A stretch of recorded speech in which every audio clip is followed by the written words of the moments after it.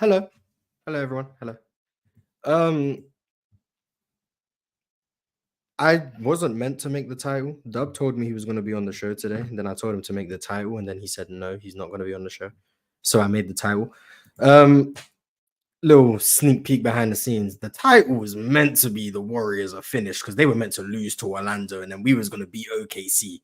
So I was going to be pushing mean agendas today, but then the Warriors want to go beat the Magic, so I couldn't do that. So then I made the title about basically the LeBron James, JJ Redick podcast and how that's changing the way people talk about basketball. Well, how I think it should change the way people talk about basketball. I don't think it is yet. I'm still seeing a lot of nonsensical narratives going around. But I wanted to ask you guys about how you guys feel about that, how you guys feel about the way NBA discourse is going, and anything else. And also, I need to ask some people why Jalen Green in this stretch isn't better than Kobe Bryant in year 3. I need to ask people that question. But I'm gonna send the link out. We just here to really talk for the next 2 hours, to be honest. We can talk about whatever. Did I like LeBron and JJ's podcast? I think it's cool. I do think some of the stuff they're saying isn't as profound as people seem to think it is, but I think just because it's coming from NBA players, and normally when we listen to NBA guys, they don't say anything really of any substance. Like you listen to like Shaq on a podcast and it's just a lot of nonsense. Or maybe you don't like Gilbert Arenas and what he says. Like I think it's just different. I think now we're finally seeing NBA guys talk about the game from a perspective of something that I think is what you want. If you were to watch an NBA players podcast, I think that's what you should want. I think the stories of like locker room and whatever happens is cool. But I think you want to hear NBA players' perspective on the game and different things like that. And I think that's where they're in a lane that no one else can really match. Like, even if I were to talk about X's and O's, it's different when LeBron James is saying it. And like, it's something you want to hear. So I think that's what makes it so cool. But I'm going to bring you guys up. Orlando Magic. Orlando Magic. Yo, what's good? Salute everybody. How y'all doing? I missed the narrative talk though. Hey Mars, real quick, can I ask you something? Can I be on the Jalen Green airplane? You can put me in economy class. I just want to, see if I can jump on. Yeah, I mean, if you wasn't one of the people in the chat bashing me for my Jalen Green opinions, and you were willing to be patient, I think you're allowed on the train. Okay, someone who definitely isn't allowed on the train is Tay. I don't know if Tay watching the show right now, but he was telling me about KPJ over Jalen Green. He packed up. I don't know what to tell you. KPJ over Jalen Green is crazy. Yeah. Tay's never allowed on the Jalen Green train. I don't think he wants to be on the Jalen Green train, but I'm just letting him know if he ever does try to sneak his way on the train, we ripping up his ticket. He was a nice little shifty guard though for his time being there. He was a nice little shifty guard. He was okay. Okay. But yeah, anyone want to talk about what's the part called? Mind the Game? Mind the Game? I haven't watched it yet. I watched the first episode and like half of the second one. The only one I heard about was the 2-for-1. That's the only clip I saw. Yeah, I watched. I mean, but they're both on YouTube. It's really good. I mean, they're really doing a concerted effort to try to teach aspects and different terminologies of the game. When JJ even prefaces each of the shows with what they're going to talk about, some of the terms they're going to go over, the plays, describes the terms, the plays. So, and I think they're really doing a concerted effort. And it's not like they're even like shooting at the other types of shows that they just do narrative talk. They're just focusing on what they're doing and trying to teach, like speak about basketball and concepts about basketball. It's really cool. And the tempo and like overall ambiance and vibe of it is really good. I like it so far. I was just gonna say, I remember the NBA back in the 90s. I forget the name of the show, but they used to have a show for like a half an hour and they would do like in-store locker rooms, interviews with players and stuff like that. I would like to see that more with the players because these guys have, you're in the league, guys, y'all should be sitting down having conversations like about the game. Not stuff like, oh, this is what happened with my contract and that. Because everybody loves a good story, but if you guys stick to the game, it'll stop these casuals and narrative talks. Like you guys are saying, I remember this specific play. We should have went this way, that way. That's what people would be like, okay, now we see why I went that way. I'm Yeah. just But narratives People are generate still a building storyline, narratives from which it. People are still right, building that's the thing narratives about from it. it. The job of the media is to add color to it. It's not necessarily supposed to. Obviously, they find pundits that are ex players to provide some insight in terms of plays, things of that nature. But this is what is the counterbalance to that, where the players are talking to each other and they're being as transparent as possible. Like shows like even Jeff Teague's show, like you know what I mean. Like who would have known like his perspective playing on different teams and things like that is refreshing compared to all this, like you know what I mean, like even Pat Bev to a certain extent, even though he kind of crashed out with that Mo Bamba thing, he was bugging out for that. But I think the players are doing a way better job than the media. I don't even think if the media could make a concerted effort, they wouldn't do as a good job as the players themselves. This is A1 basketball talk. Yeah, they just have to figure out how they're gonna generate good topics. Other than that, it'll probably be decent regardless, as long as I they like find out good enough topics to talk about. even if it's a limited series, I think it'd be valuable. Let's say it goes like at most 20 episodes. I just like the fact that it's gonna make the perception of basketball, what I see in general for the casuals, is that it's not a strategical sport, like comparatively to football, because football is so the plays are emphasized. No. But what I'm saying, the I perception know of what you mean. basketball, Yeah. like it's just up and down, There's a kind of lot of free moving form. parts to other Right, sports. Like people right, don't like it's I'm simplified right. sorry. Can basketball you a lot. elaborate on that? I don't understand how you're Because saying in it. soccer, in like No. football, What American I mean football, by there's like right 15 in players on the football, court. because the game stops, right, and it's so Oh, stop okay. and go. The emphasis that people see the strategy more or the plays, right? But people don't really see the plays that are being done possession per possession in basketball, and so they kind of downplay the strategic aspect of it. And so that's Like the why when people they downplay it because they don't. It's hard to see because you don't hear plays being called. You don't hear audibles. You don't hear commentators talk about audibles and how the quarterbacks are manipulating defenses and that emphasis. So I think this is going to be good to illustrate like there's a high IQ element of basketball that most people are not taking into account when evaluating players and evaluating teams in general.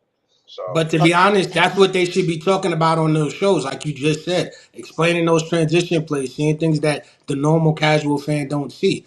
I agree with that. If they exploit that more, it'll help the NBA even more because to me, this is why I like the league. It's so much information out there and there's so many good players that I think like in the 2010s and the 2000s, we're going to overlook at what they did because it's so good at the talent that they have. Like if you think about the 2000s and the 2010s, I bring that up because it was a defensive year.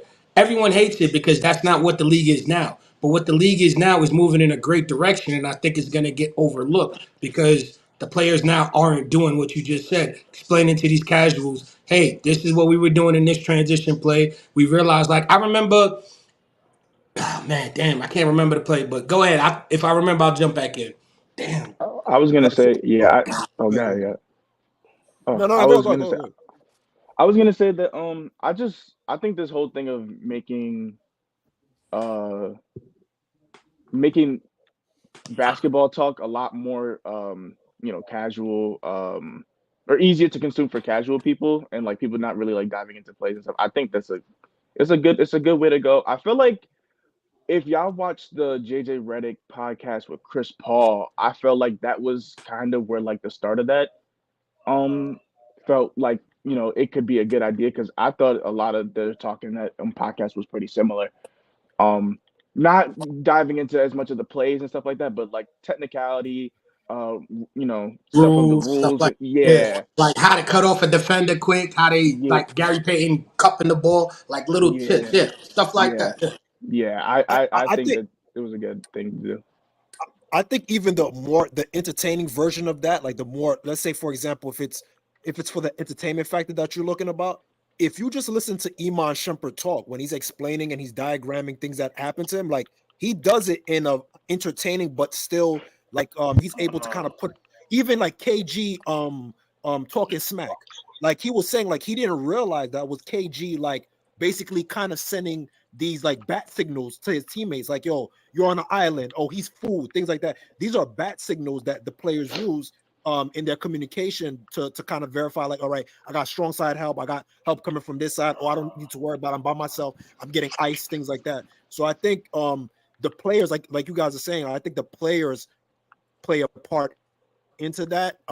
It's not for everybody, to be honest with you, because I just think that sometimes people are going to get confused by the terminology, because sometimes they can't put what they hear and what they see at the same time. Some people can't even process what they're seeing at the same time. But this is like high level chess with like dancing with like this is probably, I would say, that's why I said it's so soccer and basketball to me are probably, in terms of like for the time that you're playing, it's probably like the fastest like processing speed that you need to have. I think football is in that aspect too, but I feel like football, if you're a quarterback, you can scheme a little bit more. You can scheme in football, Right. American football, but I feel like soccer and basketball that's where the similarities are in, where it's like high speed chess with variables. Let me just add in real quick when it comes to soccer. I grew up playing soccer, football. I cringe when I call it soccer, but I grew up playing American soccer, world football. It's my favorite sport. I watch it.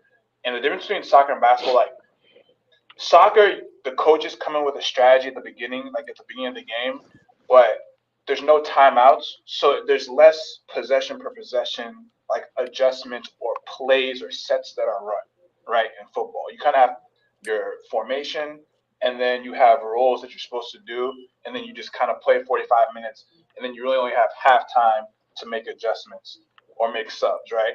Whereas I think people have it twisted in thinking basketball is closer to soccer in terms of strategy and how much strategy is implemented possession per possession.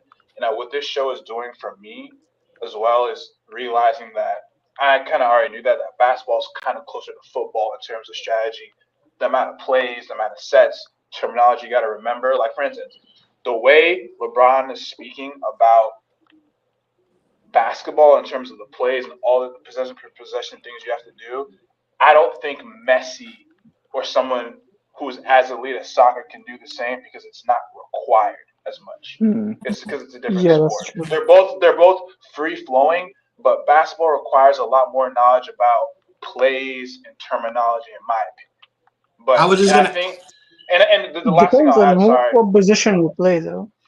Right, and the last thing I'll add, I think the great thing about this show is that it's great that the best player, arguably one of the best players of all time, is talking intelligently about the sport. It means something more than just like Chris Paul is great, but when it's like LeBron talking intelligently about it, and makes an impact. It does. I just want to ask everybody.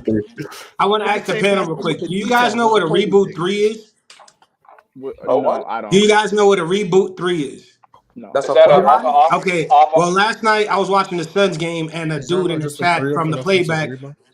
It's a kick out 3 basically off of an offensive rebound. Someone grabs the offensive rebound and they kick it out. Did y'all know that Allen is 75% for that at that position? Anytime he gets a reboot 3, I didn't even know what that term was. But the fact that I found someone and they explained it to me, stuff like that needs to be expressed. Like these terminologies is like, what the hell is a reboot 3? It's basically someone on your team grabbing an offensive rebound, kicking it out to the open shooter on the wing. But different players. Oh wow, that's crazy. Different players use different terminology in general. Wow. No say oi. Are you farting? No say me. Yeah, that's crazy. But not. But Everyone people okay? have different terminology. Cowboy. To be honest with you, it doesn't. Not all teams will use, or not all teams will use the reboot 3 as that terminology. It will just be like offensive rebound and kick out, things like that. Or even like double teaming, you know what I mean? Some play like they was using tilt, they were using different terminology. So I think it varies from team to team. The concepts, I kind of have to give pushback on that football. I think to maybe in explaining the game, I think maybe there might be a similarity when you're explaining it to other people. But I feel like in processing the game, I think it's closer to soccer in processing in real time.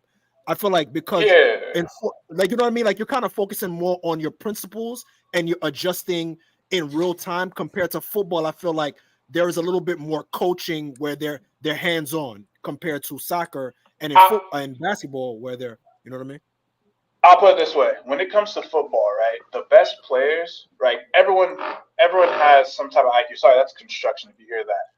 Like Messi, it's more ability, right? It's more ability than intelligence, in my opinion. Whereas LeBron, it's ability and intelligence, but it's a lot more intelligence involved than with Messi's case. That's my opinion when it comes to elite soccer players. But I get what you mean. I think it has to do with being 11 versus 11, though.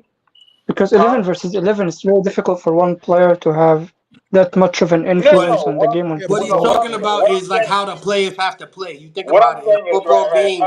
you can't run plays. You can't really intentionally run plays in football and soccer. You can't. Yeah, It's you're too always a physical. part of something that involves multiple people. Right. It doesn't stop. Since soccer doesn't stop, right? And like you can't manipulate the defense as much purposefully in soccer offensively. You just can't, because that's just not. There's too many moving factors, right? You can't control everything. Like soccer is a little bit more random than basketball. Let me put it that way.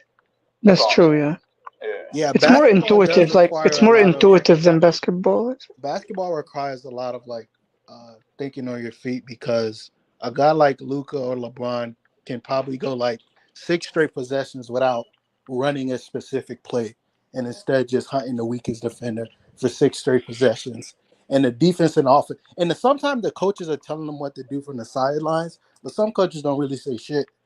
So on 6 straight possessions, the defense and the offense just have to react to what's happening on the floor and adjust right then and there. Mhm. As opposed to football, where it's like after you give up a big play, you come to the side. After you give up a big play, your coach is literally telling you, all right, this is how you adjust. Like right on the fly, like right there, your coach is telling you, especially on offense in football. Yeah. No, it's to me Jesus when I watch. Christ. Sorry. Sorry to cut you off. So when I watch soccer, to me, it's the difference. The big difference is the positional thing, because it's 11 versus 11. So the players who make the decision in the field are usually players who play on the back four or the midfield. These guys don't usually win the awards in the end of the season. Like a guy like Pirlo has never won the best player award or anything like that, but he's usually the one making the decisions in the field for the team. And this is the difference, because in basketball, the player with the ball in his hands is usually the star. So that is the difference, because it's 5 versus 5. So yeah, and he's not always in the center of the pitch too. yeah, like the players are involved in both ends, and they are usually involved in both the creation and the finishing. So in football, you have to divide the roles on different players. The player who's like finishing the play cannot be involved in the start of the play, so he's usually more intuitive, like Messi or Neymar or one of these players. They don't need to have the knowledge. Most of them don't end up being coaches, but most coaches are either like midfield players or defenders, because these are the guys that like do the cooking. They I'm come up with curious. the play. They do the table setting. So I'm curious. With that being said, Mars, I would like to see your opinion first, and then from there, everybody that's more knowledgeable on football. I'm curious, who would you say on the field, besides the goalie, obviously, has the most responsibility on the team? If you can, midfielder, I guess. It's probably team dependent. I mean, it depends on how you play. Not everyone's Man City who just has the ball for 80% of the game. So for them, it's probably their deep lying midfielder, probably Rodri. But then for a team who doesn't have the ball all game and instead is having to defend and play a low block, maybe their centre back is the most important player, because he's the one manipulating the defensive line. He's the one making sure no one's out of position. So it depends on the team. But for like most teams, or like the good teams, in my opinion, it's probably the deepest midfielder who probably has the largest responsibility. But that might also be biased because I was the deepest midfielder. Self-glaze is crazy. I mean, you think is the Pat midfielder yourself on the back is a confidence thing, man. Don't worry about it. The thing is, the deepest midfielder has defensive responsibilities here at the first line defense, and you kind of start attacks. So yeah, but the number 6. Can we get back to basketball? Yeah, we can get. I'm sorry. I got so much knowledge in that last. Wait, hold on. I got one more question in regards to the discourse. So, like moving forward, obviously he's doing it with JJ Redick. But do you guys think that they should have conversations with other guys doing these XO talks in terms of like obviously it'll be LeBron James, but I'm curious to see like people throughout the eras, like Isaiah Thomas, maybe Jordan, like things like that, where they can kind of break down, like what was I looking at? Reggie Miller, Charles Barkley breaking down illegal defense. Okay, man. Oh my God! No. I think we're good, man. I do agree. I think we should get like certain people. Probably it has to be like a cat though. It can't be to no further than Dr. J. It's not gonna be anybody. Or Frazier, Dr. J.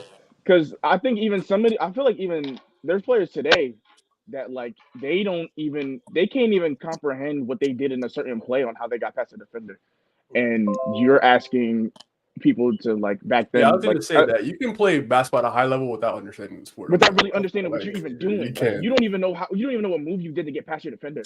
You don't know. But if you know that, that's a good thing because you're like, this guy really just played off of talent. It wasn't his IQ.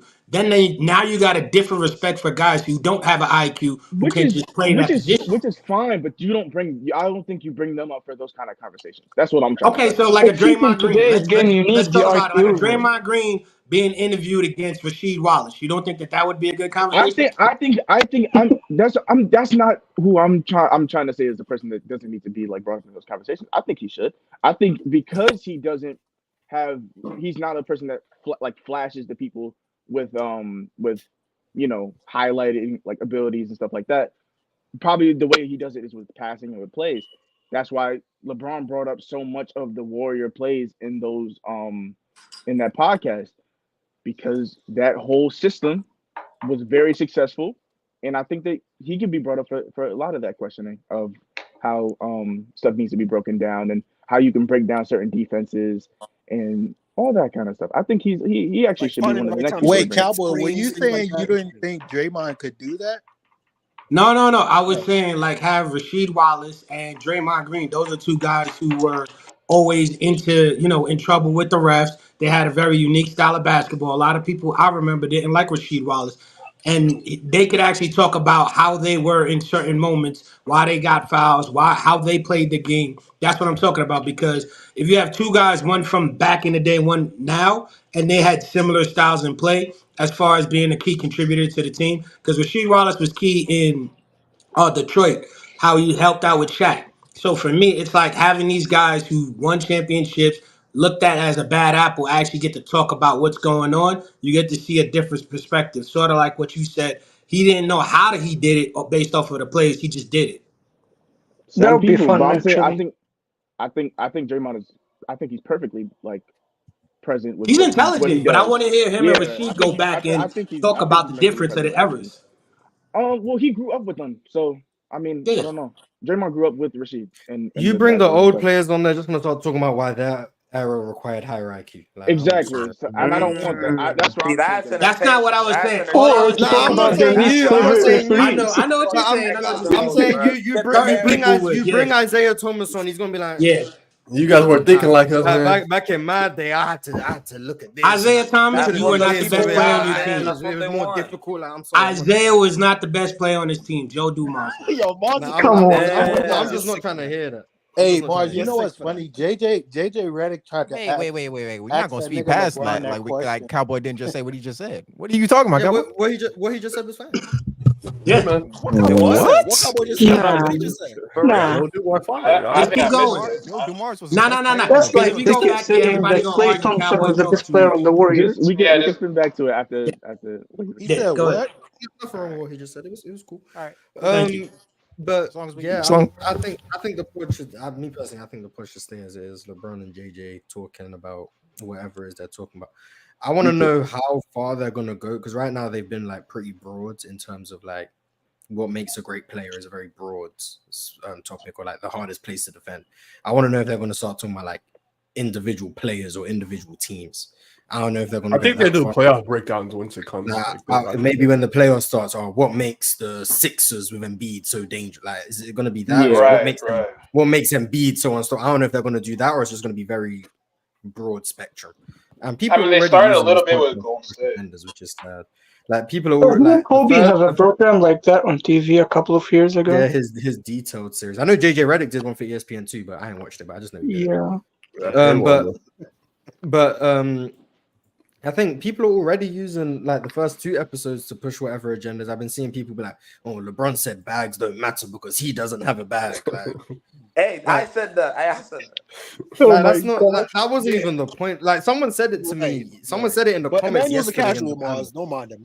We ignore him. Someone in the comments of the panel yesterday said, "Oh, did you see LeBron what he said about bags?" And I hadn't watched the episode yet because I was on the panel. I was like, "No, what did he say?" And he was like, "Oh, he was basically saying bags don't matter, blah blah blah." And then I watched the episode.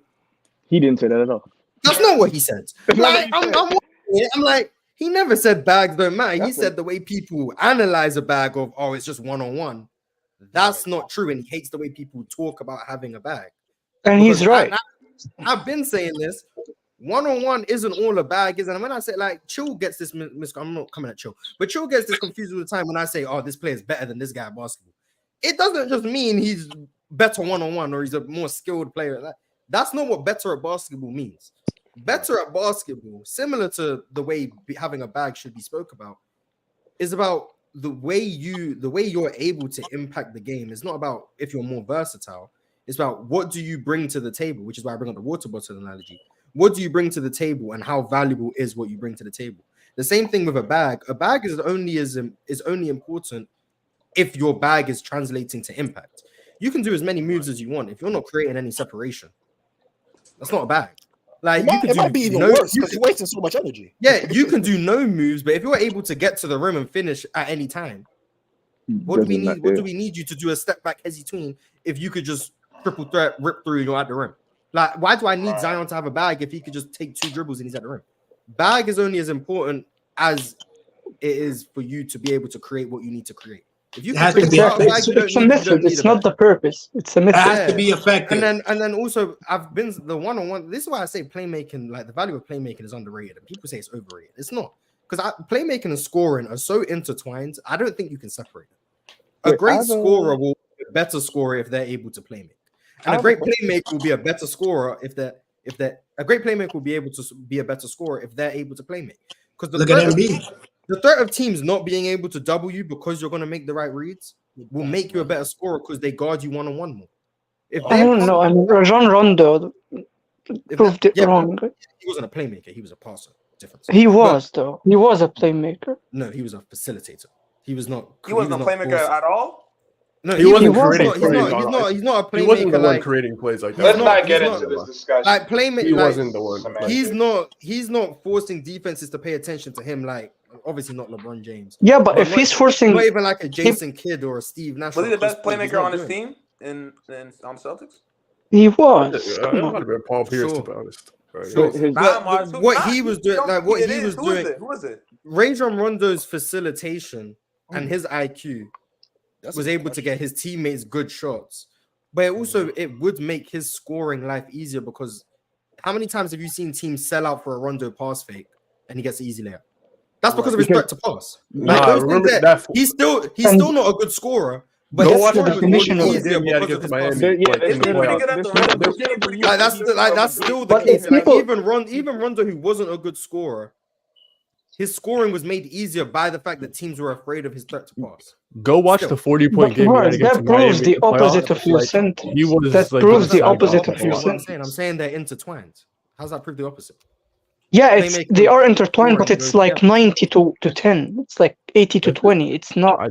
No, it's not 50. No, there's no way it could be 90. I don't know what you're saying is 80 and what's 20, but I never gave a percentage.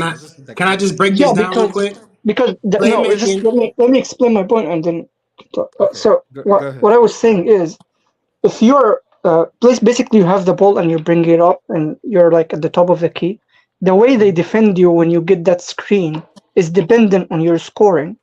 So your playmaking comes from your scoring and not the other way around. Now, some players are able to make it the other way around, like Jason Kidd or Rondo or Steve Nash, but that's because they already have a certain skill that they can score with. Some of them have a better skill than others, like with Nash with his shooting. And but you cannot tell me that a player who is not a good scorer initially can score like 20 a game based on his playmaking alone. No, yeah. I don't. If that's the implication you got, then I misspoke. I didn't even mean to imply I think all I was saying was that playmaking and scoring are directly linked, and I don't think you can separate. I don't think you can completely separate them. That's all. Scoring is a play. You make the play for yourself to score. So, like, if you're consistently able to make the right reads when teams double you or when teams show help, teams are going to be more reluctant to show help because you're able to dissect that defense compared to someone else. Like Carmelo Anthony could be the example. Carmelo would have been a better scorer if he was a better playmaker. Like his scoring skill would stay the same, right? But if he was a better playmaker, he'd be a better scorer without improving his scoring skill. Like that, and LeBron is a big example. I think LeBron is the biggest. LeBron is such a great scorer because teams are, and he spoke about it on the pod. Teams don't blitz him because he'll shred that defense apart, and that in turn makes his scoring life easier. And that's why they said, well, why do teams blitz Luka so much? And I've been saying I don't understand why they blitz Luka so much, but like scoring and playmaking are so clearly linked that I don't think none of the all-time great scorers, like the top 10, top 15 scorers, are negative playmakers, in my opinion. I don't think that's possible. And maybe I know there's people who be like, oh, Carmelo or Kyrie. I'm like, I don't think they're in that tier. And I think Kyrie's closer because he is a good playmaker. But Carmelo falls short because he doesn't play me, in my opinion. And that's what held him back. KD's a good playmaker. Listen, I think the example. KD is clearly a positive playmaker. But like 2011 KD when he was a negative playmaker. If he was that for his whole career, I'd say the same thing. I feel like people look down on KD's playmaking because they're comparing it to the two people above him in his generation. Like he's not that good. He's not a bad playmaker at all. I want to ask y'all something. Is Tyrese Haliburton a better playmaker because he can pass than? Let me see. I don't want to say Brunson. I'm gonna try. Is he better than Trae Young? Yes. No, because Trae Young can score better. Okay, can y'all please explain? Because I'm asking because to me, Trae might be a better passer too, but like, we're not. No, I was just asking because the threat of me, if you got a player that can get to the rack and do a lot of things and shoot the long ball, that's a threat to me and also a playmaker. The way I understand Hallie is he's actually a passer. He runs the plays and he's able, yes, he has a good shot and he's able to be consistent. But the fact that he can hit certain moments, you don't want to give him that chance. So it's easier for him to pass than it is for Trae Young. I hope you guys understand what I'm saying. I know what you mean, but Trae is not the better passer. Hallie's a more willing passer than Trae. Like Hallie is pass first. And I don't think there's many pass first players in the NBA, like of all the playmakers who people consider in the league now. I don't think there's many of them who are pass first. How many do you think there? I think there's like. Like I hear people say LeBron is pass first. No way. LeBron disagree with that. He's not even pass second. Like I think if you ask me, like I think Chris Hallie Paul is was pass first. Chris Paul Ben Simmons, Garland. Sabonis is pass first. Simmons, yes. Ben Simmons Darius is pass Garland. I think Darius Garland is pass. Right. Ben Simmons is pass only. I think Jokic is pass first. Yeah, Jokic is definitely pass first. Because he can get it off the rebound and score. He's one of those guys. Yeah, Jokic could average like 35 if he wanted. Steph isn't even past second. Right. Actually, I do believe Steph is actually a willing passer. He's a willing passer. He was early in his career. No, he's still a willing passer. He passes on a lot of shots. Yeah, he's willing, but he's not passing. It's just that he passes to the guy who will make the assist, not him. He doesn't make the assist himself. I seen him pass the ball and get it back. Yeah, Draymond is passing. But if he passes and gets it back, does that count? That's what happens when you're in a free-flowing offense. That's what happens. I think the only like top tier playmakers in the league who are pass first is Jokic, Haliburton, Sabonis. Okay. Can we talk about Haliburton? Can we talk about Haliburton? Because I think he's kind of I don't know.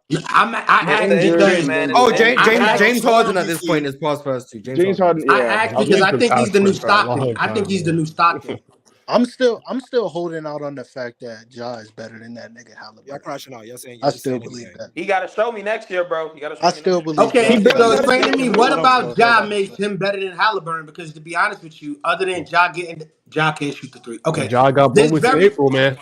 yeah, but there's very Ja few was things I playing on think the that team Ja with can do. He got two moments in April. bigs. No, what I was trying to say is this: Ja Morant is very explosive and is a good player. But as far as consistency, I think Halliburton got him. And as far as how a point guard is, Have you seen Haliburton Consistency in what? this season, Have you okay, seen this Haliburton? season, yeah, he's also on a minute restriction. Y'all also forget he is on a minute restriction as well. So Consistency yeah, in you what? guys Though? are all right. I'm just But what I'm talking about is like last year and previous years when he was actually better. I thought Halliburton was a better playmaker, and I thought he was better than Ja because of what he can give to his team. Don't get me wrong, Ja's an amazing athlete. He could drop 30. He's a beast. But Hallie can give my team a win as opposed to it being solely on him. Hallie was playing with some of the best spacing in the league. Ja ain't never had that. The best spacing in the league. Well, Buddy Hield's gone. Best spacing in the league. Haliburton at the beginning of the season, the Pacers was shooting had some of the Boston best. has the best spacing in the league, bro. I said Boston some has of the best. I didn't say the best. Okay. Yeah, some like top 5. I know we're talking about like I think Ja's the better playmaker. I just think that Haliburton runs the offense a little bit better, and he maximizes more players with his play style compared to Ja. I think Ja he gets people involved, but he's looking to kind of hunt first and then get everybody flowing.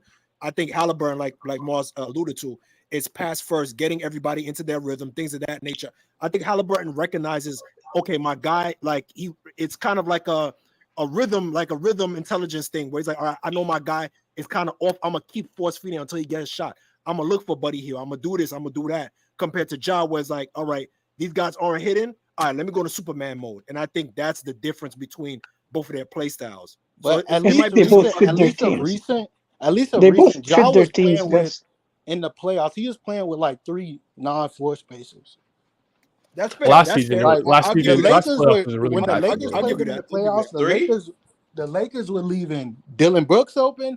They were leaving Jaren Jackson open, and AD was sitting in the paint because of I think Well, they weren't shooting well. It was Tillman. That It was doesn't say Tillman that they because can't what's shoot, his though. name was He was hurt. out there with Bane, Dylan Yeah, Brooks, Brain was the Jaren only one they were Jackson, guarding.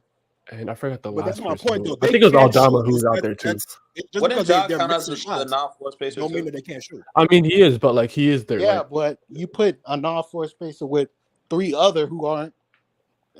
You're calling them non-floor spacers. They can shoot the ball. Like, what are Nobody you is talking about? guarding them I though. think is Triple J It that doesn't, bad? it doesn't matter. No, That's bro. Brooks If was you not watch, shooting the if ball you well watch, last if year. We're you not gonna watch lie that about that. Lakers You can't versus call them Grizzlies you can't series, call them a non-spacer, if bro. you That's watch impossible. that Lakers versus Grizzlies series, Dylan LeBron, Brooks was a when he non-spacer was last on Well, wait. Jaren So or Dylan what Brooks, makes he was not guarding him. someone a spacer? Shooting a high percentage or teams actually respecting you?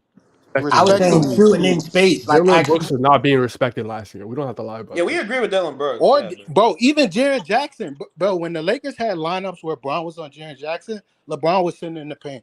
He was like, if Jaren Jackson people makes it, he close just on makes Jaren it. Jackson like the half and half. It's not They like weren't all the scared time, of. but like a little He bit. could shoot, but nobody's scared. If Jaren Jackson beats you shooting threes, it is what it is. Like they'll That's how close out on him. that's Like, how it's the not like Lakers felt. like, at least most of the time. Yeah, the lineup they ran They're the most both built was perfectly for their Jaren teams. That's what I Jackson, would say. Desmond Bane, John Morant, Xavier Tillman, and Dylan Brooks. Like I'm The sorry. only Like, person they was were not happening. respecting I'm was more Bane. worried about Dylan Brooks versus Cam Reddish. Like I'm more worried about JJ shooting the 3 than Cam Reddish. Like that's how much I think like that statement doesn't make any sense to me. No, Like you still got Cam Reddish is like so far negative that Right. I was about to say. Dylan Brooks can be better and still be a negative. That's how bad that nigga Cam Reddish is. Cam Thank you, Reddish just Cam. We got doesn't hot make. because of him. He Like doesn't they make literally consistent aren't guarding him corner in any threes. capacity It's in the pretty half bad. court. Yeah, They they were got Triple J. helping I'm sorry. severely I'm not off convinced. of They got Jaren and Dylan Brooks.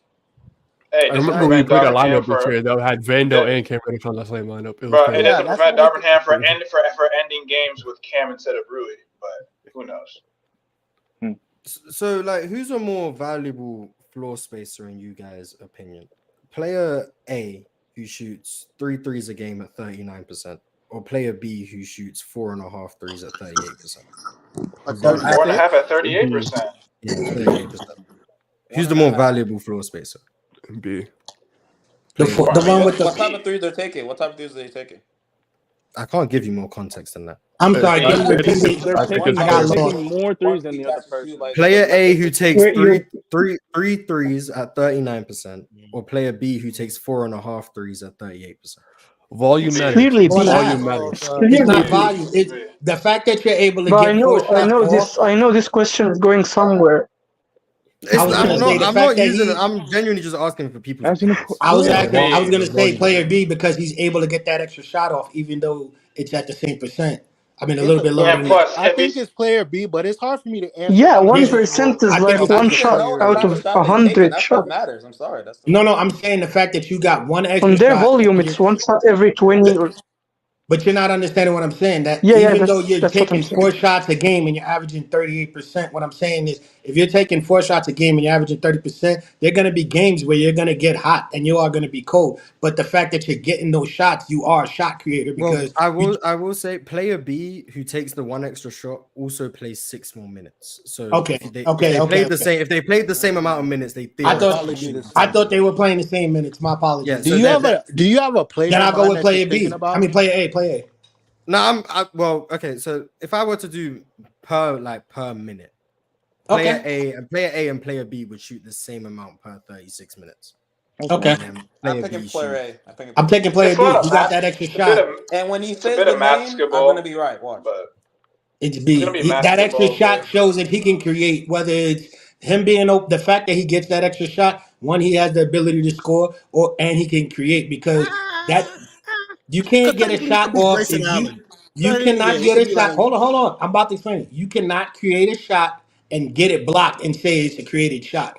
What I'm saying is if you can create a 4th shot, even though you missed, you're going to hit that 50% of the time. So your shots are going to go up. I can't hear you, bro. That's not necessarily true. You're muted. I can't hear you. It doesn't necessarily have to be a shot creation. For example, Grayson Allen can get way more shots than Dante DiVincenzo. Like, you know what I mean? Like, and they're still shooting in the same type of style, like catch and shoot, things of that nature. Not that was a low blow for the most part. I'm just saying, I'm not, but you get my point. Like that. I get your point. What you put Dante in, I got it. I know sounds like Torian Prince and Roy Hachimura. God damn it, we all stop going to my damn team. No, that sounds like the players, Mark, do the player reveal. Well, yeah. So player A was Isaac Okoro, and player B was Bradley Beal. No! I knew the review would be crazy. Told y'all that extra shot is crazy. So, like, at what point? Like, obviously, I mean, context of Bradley Beal can create, blah blah blah. Yeah. But like, you look at the percentages. I'm like, and I had this whole argument about Bilal Coulibaly. The percentages don't tell you who's a respected shooter. Like, Brandon Ingram is way more respected than Isaac Okoro, but they shoot basically the same amount of threes, and Brandon Ingram's at 35.5%. But no one would dare say Isaac Okoro is a better floor spacer than Brandon Ingram. Like, no one, I hope no one would say that. See, I told you that extra shot. So, like, the percentages can be deceiving, is all I'm saying. And I think guys on the Grizzlies weren't respected as shooters. So can I ask you a question? But 1% is not that deceiving, bro. Is the guy? Yeah, that's why I used Isaac Okoro and Brandon Ingram as the second. Who's the better shooter? Player A. I don't have any players in my player A who shoots 42% from 3 on 6 attempts a game. Damn, right? that's good. Man, I know. Or player B who shoots 40% from 3, but all of his shots are off the dribble. Because I think the second one it'd be wide open or contested. The better shooter is probably player A, but it's still the value is different because yeah, that's what I mean. Because I think what to Jeff's viewpoint here is because I don't think this is James Harden versus enough is the person who's off ball. Like if I can shoot 40% from 3, he was like 37. Or it's like I'm getting guarded or they're off the dribble. Yeah, I think that's more valuable than the guy who can shoot. But that's I know he's just. I don't know. Not true it depends who you're next to. If you're next to someone who is like elite at finding spot ups and you can't shoot spot ups and you can only shoot off the dribble, you're at that point then you're not a positive out there off the ball. Which Like- it's all dependent on what the team is and the structure and everything. But generally speaking, if you can create your own shot, you're probably going to be a better shooter. But if you can't shoot off the catch at all, that's still negative. Right. Yeah, because there are guys who can create their own shot off the dribble but can't catch and shoot, which is what I was gonna say was that used to be Jalen Green. I was gonna say in comparison. That man Jalen Green been shooting 50% on step backs all year, but he's only just recently been able to make catch and shoot jumpers. Victor That's Wembanyama. Wemby, actually. That's Wemby can't shoot catch and shoots, but off the dribble, he's the best shooting big in the league. But Mars, I was gonna say something too, though. It's a difference though with context if you look at the players, because once you say these players' names, it's like, oh, it's him. For example, remember back a few months ago, I told you the difference between Bradley Beal and Stephen Curry. Stephen Curry gets 7 shots off, but he's shooting 40%. But then you have Bill shooting like 3 for 5. Oh no, 2 for 5, which was like 40% wide open. Even though he's hit more shots wide open than Steph was, and Steph gets 7 opportunities, everyone's going to run to Steph, even though Bradley Beal was the better shooter. So for me, you can add context to it, but once you start putting players' names into it, people get confused. Like they'll say Ant-Man's the best 2 guard, but when you compare him to everyone else in the league, you realize he's not that good. But when you just look at the stats and then say his name, you're like, oh, it's Ant-Man. He's the best player there is. See what I'm saying? Okay, what I'm saying is this. He's saying the name skews people's opinions. Thank you. It does. It does. No, I think that yes. He just wants to Like, what if the name actually does more than the stats don't the show? name provides context because then I could view how they play in my head. Yeah. No, the name. No, the But name y'all don't provides think that Steph bias, takes bad not 3-pointers context. now? Like y'all don't think that? I after mean, all these Steph's years, always taken horrible shots. but he's been making them. That's the only reason why everybody's been saying that. Clay always takes bad threes. Always. He just I don't think he always has. No, he did. He always has. He had some. He always has. Questionable. Like I'm talking about off balance. You will never see a player shoot more off balance threes than Klay Thompson. It's insane. In its peak, yes. In its peak, Clay had some questionable shot selection. It's just worse now. It's just worse. Bro, the past like 2 years, every time there's a potential game-winning shot, Clay just be throwing shit up, bro. Like, bro, he crazy. He high point shots now. He doesn't even be dipping no more. Like, that's kind of insane. He's bugged out for that. But it's gotten to the point to where like I can damn near tell when certain shots from Clay goes in and which ones are like gonna be bricks because low key, yeah. I just think those are automatic, man. The That's ones just that sad. go in, they're not as high arcing as the ones that miss. I don't know if I'm the only one that sees that, but his shots when they go actually, in, I think it's the damn near I think it's the opposite. I think it's the opposite. You think his high arcing ones go in more? Yeah, yes. Here's why I so. say that. Because the thing about it is that, like, in my opinion, from what I've seen this year, when Clay doesn't go through his full motion, a lot of the times, like, because I think with the lack of legs and things of that nature, it'll be left and right and all over the place. I feel like when he gets he goes into his full motion with the dip and everything, that's when it's just on the money. Like, he has the good arc, keeps his form up and everything. I feel like when he does that quick, like, I'm not gonna hold my release or anything. Like, I think that's when it gets like really crazy. I think the arc is when it's contested. I think that's when it's good. I think when it's low and it's not as contested, I think those are the ones that go in more because he's shooting quicker and he does a lot of the times they're like later in the game too. He doesn't have his legs under him. These are like during the times when it's like shaky games. I'm paying attention to. Clay needs to only shoot Luke Kennard threes. Oh wow, it's crazy. Wide open, at least body heel. Like at least say body heel. No fade threes. We don't want no shot creation threes. Pure catch. Bro, there was a wide open setup. There's a stat that was like J.R. Smith hit more contested threes than. J.R. Smith was one of the greatest shooters of all time. He's one of the greatest shooters of all time. Absolutely. I love J.R. Smith. It's like James Harden too. People don't say that about James Harden. He's one of the greatest too. People lie about James Harden. Isn't he third? Or Yeah, Yeah, he's third now. threes. Like Yeah, but I don't think James Harden. Yeah, James Harden's I third don't in think total people MVP. really Yeah. like digested what Which James is was like doing. Like crazy some that of them kids. nobody talks about. He was shooting like I 13 don't think threes a people game. know. I don't think people know what 2019 James Harden was doing because if He you was did, shooting I 13 No, threes a like, game, all he self-created, and hitting like always that. 37%, bro. Like it was crazy. If Peak, it was all peak James isolation. Harden is would have like cared, but it was like 37. It was disgusting. that was peak step back. I'm not gonna hold you. That peak was James peak step Harden is back. crazy. He, Peak yeah. James, like he Like wins his that degree Warriors of series. difficulty for what's come to those years was disgusting. Bro, That when man they went James to Harden, ISO, that man you James already knew Harden it was over. close to catching Steph's record of 4 or 2. Like, I don't think you guys understand what was going on. He What was was like going- 25 yeah, threes he away was- from catching Steph. He was. He's the best ISO player of all time at his peak. He is. Was 2019 when he caught that and one on the 3-pointer when he it was Clay and Dre that foul? Over two guys. Mhm. Over two Oh, guys. the game winner? They That didn't was call crazy. foul. Yeah, The Game winner? the best ball don't lies play in history, bro. Yeah. The fact that They were- James Harden didn't win that MVP is still astonishing to me. Oh my god, But- that Was was it Russ? crazy. Was it Russ? No, that was Giannis's first. That was MVP. Giannis's. Okay, Yeah. I think That's Yeah. crazy too. I think that was when he really like fully emerged. People was looking at him around 2017, 2018, and then 2019 they really looked at Giannis and it was like, yeah, let's give it to him. I still Nah. James Harden Yo, should have but- 3P. No, Speaking I of agree. Giannis- I think they was just really looking at Giannis that year. Yeah, Speaking of because Giannis- they It's 'cause they of those last fouls. year That's to the why year, people like didn't like now him. they jumped from like the 7th seed to the 1st seed, so it's like wow, that jump is like he's the MVP. Can that wall still be built for Giannis?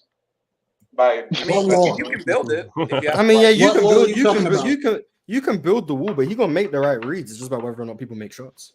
because the I don't- Suns and I are don't like trust that, the it shooters didn't this work. year, There's no other so, personnel. Like That- anyone can that's what it's gonna So be. y'all And if they lose because guys are shooting poorly, Malik Beasley. you guys about to. So you think it's gonna be? You think it's gonna be because Do you Dame believe in me? and Dame and Beasley don't convert the three? I do Well, not that's believe in the this counter shit. to the wall. The counter to the wall was Giannis making kick-out passes. In 2019, he was just bad at doing it. But now he's a way he can better do it. passer. Like, he's a Now way he can better do it. So now it's just going to be dependent on them making. I'm sure teams are going to build a wall. They build walls on Zion in New Orleans, and New Orleans just have shooters you can make shots. They're Would you gonna- employ? that's what teams are going to do against the Pelicans in the playoffs. It's going to be the same thing. Would you do a hack of Giannis at any point? Yes. The game's close. 100%. Yes. Yes. Yes. yeah, I think you'd At be some a, point, maybe a It's still a hack of Giannis. but late in the game though, late in the game, yeah. The craziest hack a Lakers player I've game, ever bro. seen was when Ben Simmons got hacked against the Hawks. Yeah, It seemed like it was the still can't believe last they lost 5 that series. minutes. I still can't I believe was they like, lost that oh series, my bro. god, this guy Oh my sucks. goodness. And Ben Who's Simmons, you know what's funny about that Halo-centric? series? Ben Simmons locked up Trae Young, and nobody cares because of how that moment in Game 7. Bro, Who's heliocentric? I want to know why he called Giannis a fraud. Who wants to leave the stage while I bring heliocentric up? Now I I'll just dip, wanted I'll to dip. know, like, No, no, Well, I'll dip. in order for me to, you know what? I'll leave. There you I'll go. leave. Thank you. I'll leave. I No, hear no, what no, he no. said, It's cool. and- You go, Bob. You go, You Bob. sure? I'm out of All here. right. Yeah. appreciate My it. fault, context. No, no, you go, man. Guys, I'll leave, but I want to say something before I leave. Oh, heliocentric. Okay, no. Heliocentric. Yo, I'll Now leave go now. Anyway. I'm going to leave now anyway, but I got one question before I leave. So, player A is basically like 34.5% on 5 shots. Player B is 33% on 4 shots. That's clear, right? Player A, Damian Lillard. No, player A is Dylan Brooks. Player B is Kobe Bryant. See, that punched me in the stomach. That one punched me in the stomach. Let's go. Dylan was That was a for good 2 one. possessions. Let's go. See, you said the names. That was a good one, Was man. that Dylan this year or last year? That's why without names, it doesn't make any sense. But see, that's 32% you. last year, I'm Thank you. tripping. Hey, Mars, is Dylan? We Is, using that agenda. I don't know what to tell you, man. hey, Dylan Mars, Brooks, is man. Dylan Brooks providing spacing this year? Like our teams guarding him, or they just Generally speaking, yes. Last night, no teams were leaving. They left them wide open. OKC was leaving everyone not named Jalen Green. We're not gonna talk about. We're not gonna Yeah, talk about that. I saw the We're game not the gonna other talk day, about that's why I was that number or the Giddy 30 bomb. We're not gonna talk about that. That man made like 19 floaters on us. I'm not gonna lie, bro. Like what? Not too much, He made a but shot he sitting down. dude, He he's was hooping sitting this year, down bro. and made a shot. The last like 2 months he's been playing well. I'm not gonna lie. That man Nah, was when fraud. Jalen Green split that double team, We're not gonna talk about it though. So heliocentric. a Go ahead. crazy Go ahead. You got the floor, Hilo. Is heliocentric with us? Wow. Okay, 2 people bro. left for you to get on the show. First of all, oh, here it is. I still have Giannis top 4 and he's 4th. But the reason why So he's say a you have fraud is Embiid better. like, man, he doesn't want the ball in the 4th quarter, bro. How is that possible? Like, how do you rank that man? He literally didn't want to touch the ball in the 4th quarter. Didn't want to attack AD in the 4th quarter. Had 3 turnovers in the 4th quarter because he's a run and dunk man. And a lot of people say like, "Oh, he's a run and dunk man. What does that matter? He gets the buckets anyway." Well, he can't. In most 4th quarters, he's not getting the buckets like that. And he was turning the ball over because he wants to be a run and dunk man. He had 2 charges, 2 offensive fouls in 4th quarter to second overtime. Like, the fact that he's a run the dunk man isn't a good thing. The way people sometimes say it is like, oh, it doesn't matter. Like, they say it doesn't matter because he'll get the buckets anyway, but he'll get the buckets in like transition in the entire game up until like the last 5 minutes, and then he was literally got the ball near the elbow, and then he'll turn around and go hand off with Dame, get the ball again, hand off with Dame, get the ball, hand off with Dame. Like, that's not a superstar playing in the 4th quarter. That's just someone like floating around. And I see that in in the, what's it called? Last year's playoff in Miami, that's exactly what he was doing. Charges or just floating around doing nothing. Like, what am I supposed to do with that? Why do you think he's the With a 4th best superstar player who in the can score world? in the half court? So why do you think he's the 4th What? best player in the world? So why do you think he's the 4th best player in the world? Right. Like, you mean a good thing or like a bad thing? What do you mean? No, I mean, why do you think, with all of those things you just said, why is he a top 4 player in the world? Oh, because he's still better at basketball than the other players. How's he better? I mean, if he's who? running Like, the ball in the 4th quarter? because of what he Why would does, you be better than the Kawhi? Why would you be Like, better? why is he better than LeBron James, Kevin Durant, Steph Curry? Why is he better than them? Why is he better than Jason Tatum? Well, Jason Tatum, like, Why is the he better than defense, he's better. And then, okay, then what's it called? What I said before was just like all the negative stuff, but he does have playmaking. Like, his playmaking is better than like Tatum, obviously. And Is then it better in the LeBron, clutch? he's just like the entire game, he's just better than. What? Is he better than who? Is he better in the clutch at playmaking? Who is Tatum in the clutch? Than Tatum? Any of the Yes, names I just obviously. said. Yes. Any Yes. of the names I just said. No, he's not better at playmaking the clutch than LeBron. No, he's not. Steph, Not LeBron, no. Who's he better than in the clutch of those names? Tatum. Maybe. None of those. No, KD. Or KD. Like, I don't know, KD just. I only watch not only watch KD games, but like when I watch KD games, it's like it's with low on playback, and KD just be breaking in the clutch every single time I watch it with.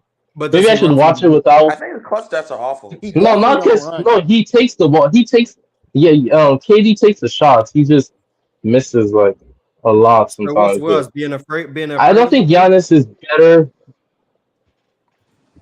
Tatum. Giannis is clutch number 1. Like, I don't know, bro. I get what he says. Like, like his EFG. Like, I would have to watch. They're not bad. We'll see this playoffs because I don't know, bro. Giannis is losing me like every time I watch. You brought up Giannis and AD. That's the game you were talking about, the Lakers versus the Bucks. Yes. That's okay. So let's talk about that. But it's also happened in literally the Miami hold on. series.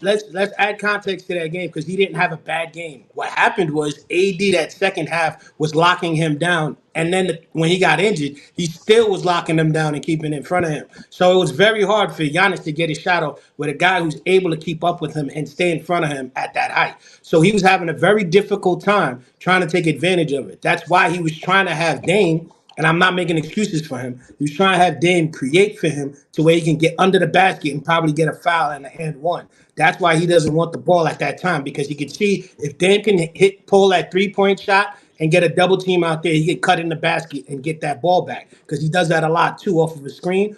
Not from him setting the screen from Dame, but he'll come off of that screen. Dame will catch a screen here. You'll see Giannis cutting to the basket on the back end.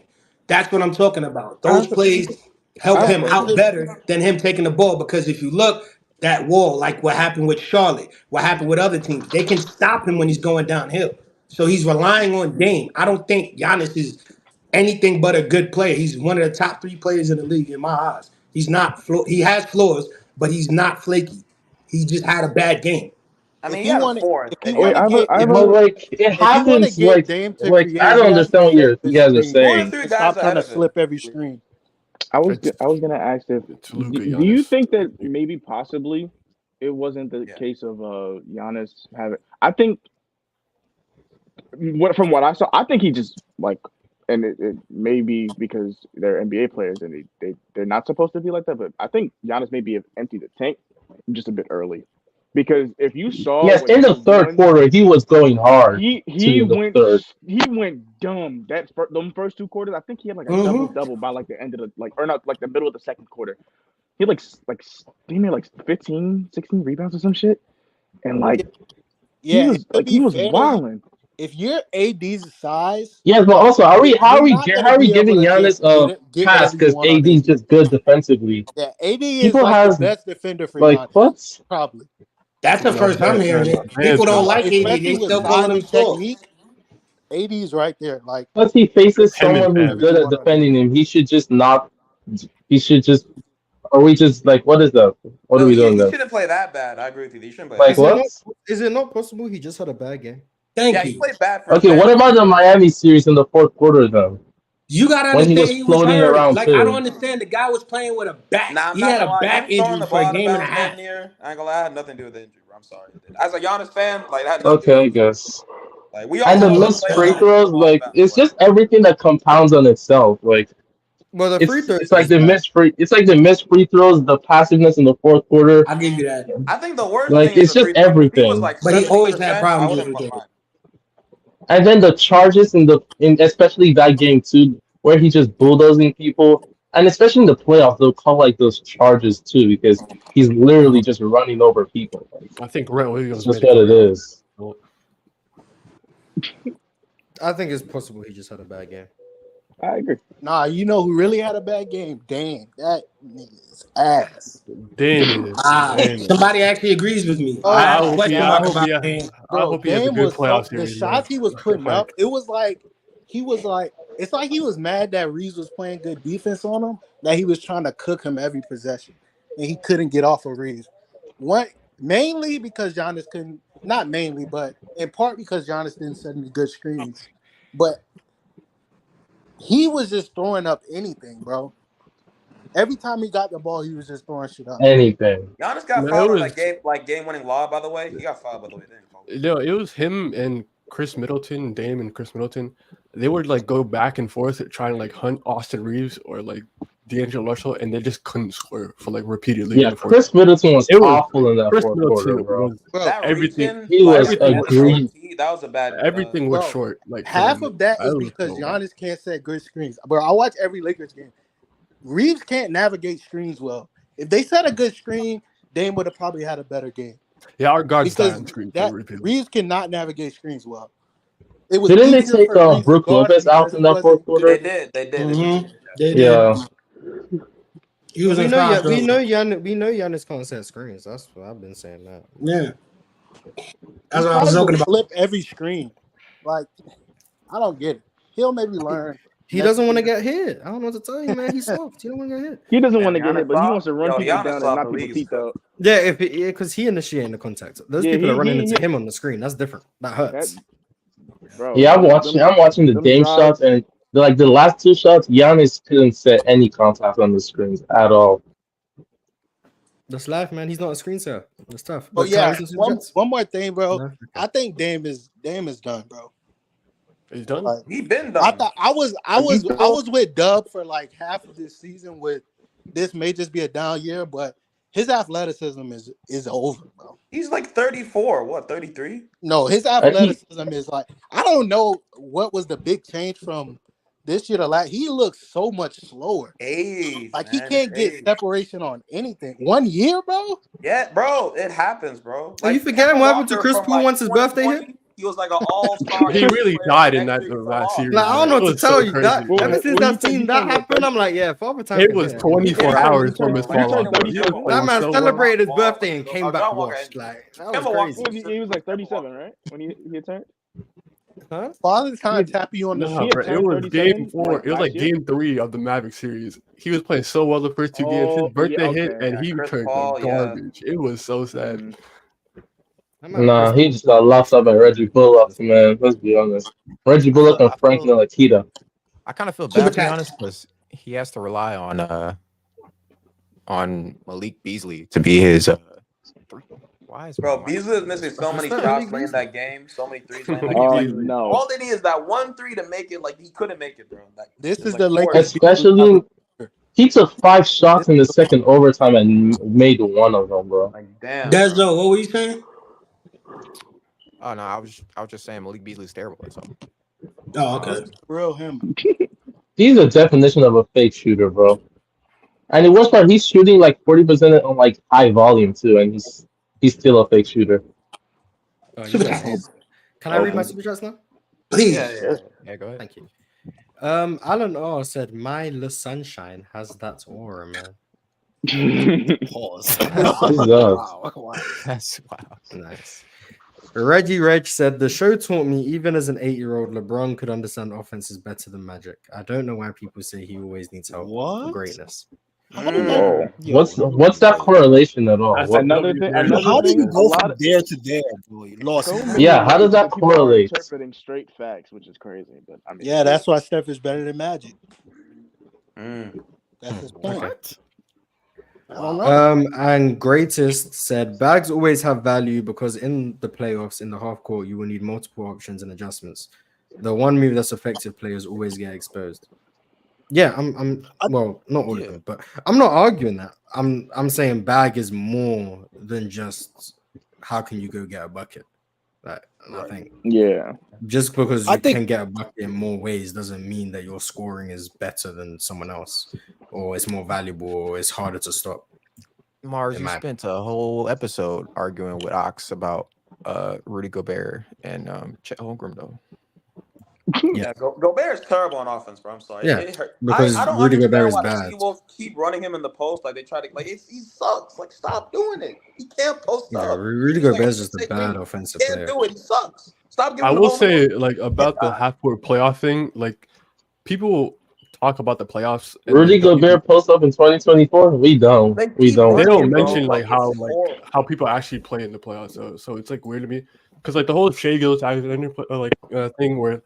Is he going to perform in the playoffs? And like people like doubt it, and they don't actually like dissect his game and like how he actually will play. They think if you score a lot of free throws, apparently you don't translate to the playoffs. I don't think his whistle. But then in that same breath, they're gonna turn around and tell me Jimmy Butler's one of the best players. Jimmy Butler's great, man. I don't think. No, Jim. I don't. Jimmy dropped, but he's never been double digits at the free throw. Yeah, but also Jimmy just be making shots. Neither has Shai. Jimmy just be making shots in the playoffs, bro. I don't know. He's never hit double digits. He's at 9, right? He's at 9. Let's see. He was 11. I'm pretty sure Jimmy has the highest percentage. Last year he was at 11. Okay, yeah. This year he's at 9. He's at 10. This year he's at 9. Oh, he's at 9. Who's at 9? Down or round it up? 8.7. Yeah. Oh, okay. Yeah, like Jimmy Butler was getting 9 free throws a game last year in the playoffs. Like it happens. Also, I don't think he's just gonna end up having like no free throws in the playoffs. I think the refs have been cheating recently, just not calling fouls. Not calling if they're gonna do that and make it worse in the playoffs. Wait, maybe people the Sixers game with the Clippers. Oh yeah, I watched it. Oh man, Kelly Oubre talking about did y'all think that was a foul? That was clearly. The refs have already come out and said they got the call wrong. Yeah. The last 2-minute report has already said they got it wrong. But which foul are you talking about? Jalen Green got fouled on his attempt at the end of the fourth quarter last night, and they ain't called. And he missed the layup. That was the one. That was a clear. Yeah. The 3-point shot on Dort when he was falling back. No, the layup at the end. Oh, okay. That was a block. He got fouled on too. You talking about the Sixers? Which foul you talking about? They said Kawhi. The got fouled twice. The Sixers foul. It was on Paul George. Paul George fouled him. Yeah, Paul George. Yes, I just watched it. Yeah. The thing is, Kelly Oubre got fouled by Kawhi, and he got fouled by Paul George. Like he got. That's what I'm saying. Before the ball got wedged, they said he got fouled. But then the ball got wedged and they called it as a jump ball. Then when Kelly went to the basket, he got fouled by Paul. That's why Kelly was pissed off like that because he got fouled twice to win the game. That's why I asked which one. I'm with Kelly Oubre. Crash out. He came out and apologized. And said that. Nah, Mars. He got to stand on business. I'm with him. Me too. Nah, he don't gotta, Me too. He called the ref's mom a bitch. You just. He called him. Yo, he pointed at everyone. Maybe he was like, you, and you. We don't know. We don't know if she is or not. But you can't assume that. Also the Kawhi stuff wasn't a foul though. Let's be honest. Maybe he's right. Speaking of which, another like fragrant thing. I don't know if you guys saw the Tony Brothers thing when he got when he threw Chris Paul out. Like, I didn't care that much for he called him a TikToker. Bro? Nah, that's so disrespectful. I always got to tell you, man. LeBron plays in the era of TikTokers. Man. Being called a TikToker is disrespectful. No, but I gotta say, Tony Brothers' response to that was really disgusting. It was like, yo, I didn't see the whole interview, and I probably need to see the whole interview. But the way that they clipped it, where he's saying, yo, I'm the judge, jury, and executioner, to have that mentality, I don't care in what aspect you're talking about. But I think he said he wanted to be a judge. Yeah, he didn't really care for the game of basketball. That's the meme. Yeah, he said, I don't care for the game of the basketball, right? I'm the judge, jury, and executioner. What are you talking about, bro? You need to get shouldn't be a ref. He's just there for the power. I think some refs get high on the power of knowing they could 100%, 100%. Whatever they want. They're more emotional than the players. The players are reacting off of them. That's the thing. Bro, we have to unionize these refs. Find these refs, bro. Find these refs. Ununionize them so that we can fire them. I just honestly think that I agree with some. I was gonna say I agree with somebody. I don't know if it was Mars or someone else who said it, but I know a lot of people I've heard said it. They were like, if the refs make a bad call, they should be put on notice. Like, hey, you made a bad call. This guy, his name and what he did, and then how they tried to fix it. So then that way we can know what's going on. I think that's perfect. If you mess up as a ref, you should be put on a list, like same way you get 6 fouls in the game and foul out, or Draymond Green, you get a technical foul and out the game. That stuff counts. So I think that the refs should be getting penalized that way too, so they could be more effective. And we know should they get rewarded for when they do their job well? No. They They get the ref. The way they get rewarded. Hold on. The way they get rewarded. The reward is I get to do more work. Yeah, that's what I was. No. What I was going to say. No. Mars. Yes. Mars. Hold on. Imagine if Players Trades reached out to me. Hey, Mars, you're doing so good on the panel. We need you to work more. We need you to what? Exactly. That's stupid. Isn't no, what you do is hold on. I got Mars. Hey, Mars, we really love how much hard work you're doing these 5-hour back-to-back panel. He's a gold star. Let's do another show, another 2 hours. Mars, no, Mars. If you do good, hold on. If y'all do good, y'all get certain games off, and y'all get the premier games. Like you guys don't play Charlotte and Washington games. You guys actually get the TV games. You guys get the playoff games. And if those games are packed, hold on. If those games are packed, you guys get a nice vacation. We give you 2 extra weeks off and be like, yo, thanks for the service. Come down to Disney, because isn't Disney a part of the NBA? Come down to Disney for 2 weeks. Chill with the family, and you're good. You did a good job. That's all you got to do. Just give them more money, man. Just give them more money, man. I just think that it's crazy that we're getting to the point to where, like, I think this was last year or whatever, when people started bringing up, like, who was reffing games and then which players have a certain record when certain players are reffing the games. And I'm like, this is getting out of hand at this point. Nah, that CP3 is real. CP3 is like 3-19 with the Tony. I'm like, I don't get it. But hey, I think that, to be honest with you, once you legalize sports betting, we already knew that the refing was going to go through the roof. You know what I mean? I mean, too many companies are involved. On top of that, the partnerships that they have with gambling companies is incentivized. Like, you know what I mean? Like, to be honest with you, just by having the partnership with them, it incentivizes bad reffing. It's an incentive, to be honest. I'm not even gonna lie.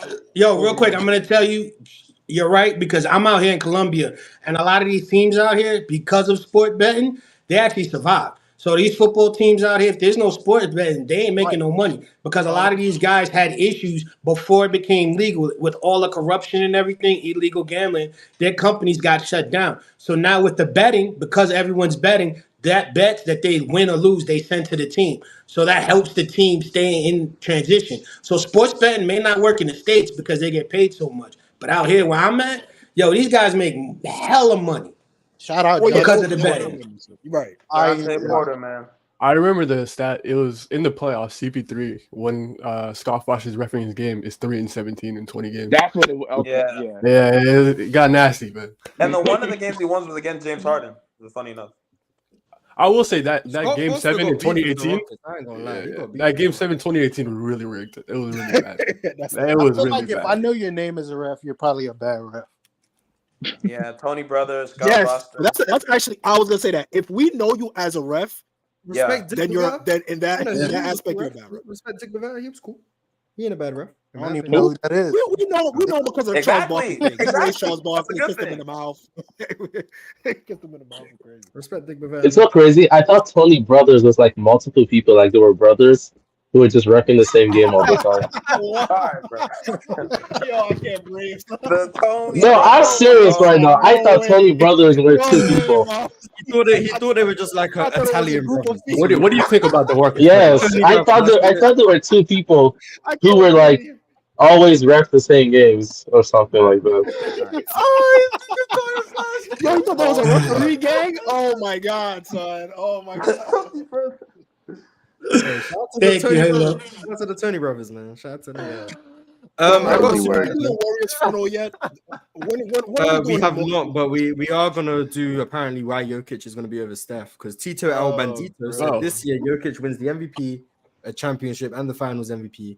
Where does he rank all time, and why is he over Steph Curry? Oh my god! Just immediately. Yeah, He's already in my. Because he's better on offense. I'll leave you guys to the peak narrative talk. I'm out of here. He'll move Yo, up like let's just 5 have an RIP spots. for the Warriors.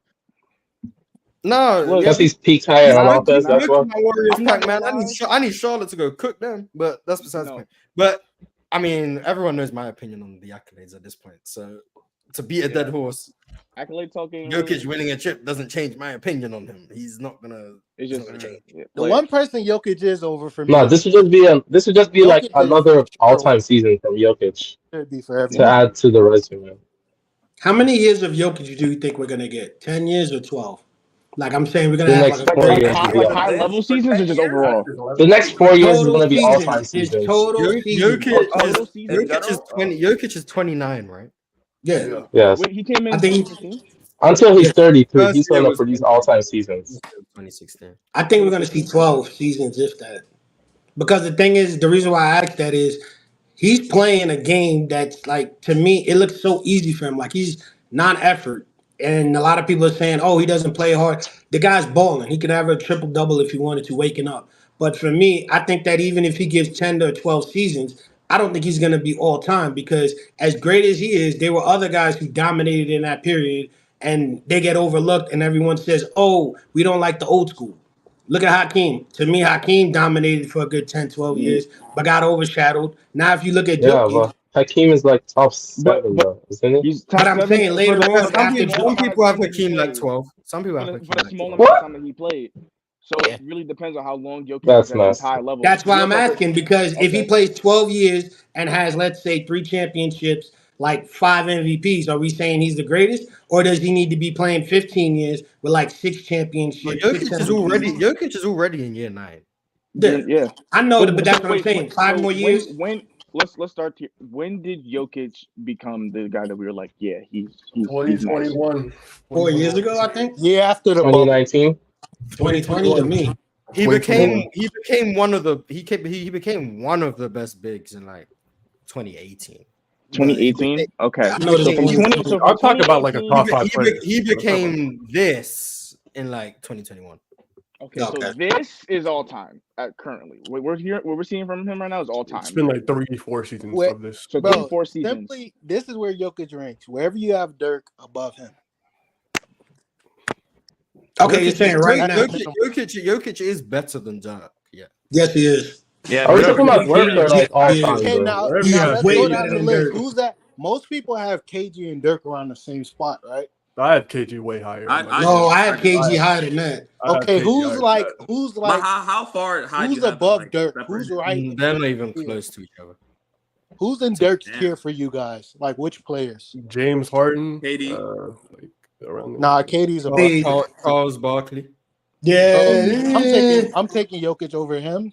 Yeah, I think Jokic is out of Dirk. Jokic is better than everyone I who's think around that. I think Jokic is clearly better than Dirk, but I don't know what's the next tier for most people. I think he's in the I think KD that's tier. like Wherever you have KD, KD, right? man, put Jokic in there. I got Jokic in the KD tier. Yeah, he's in the KD tier. Yeah. Well, as good of players in terms of longevity, I don't. Who's in the KD tier for most people? I got Giannis, D Low Wade. key it might be nasty, but I had D Wade and KD in the same tier. Yeah, I got Giannis, D Wade, Jokic, KD.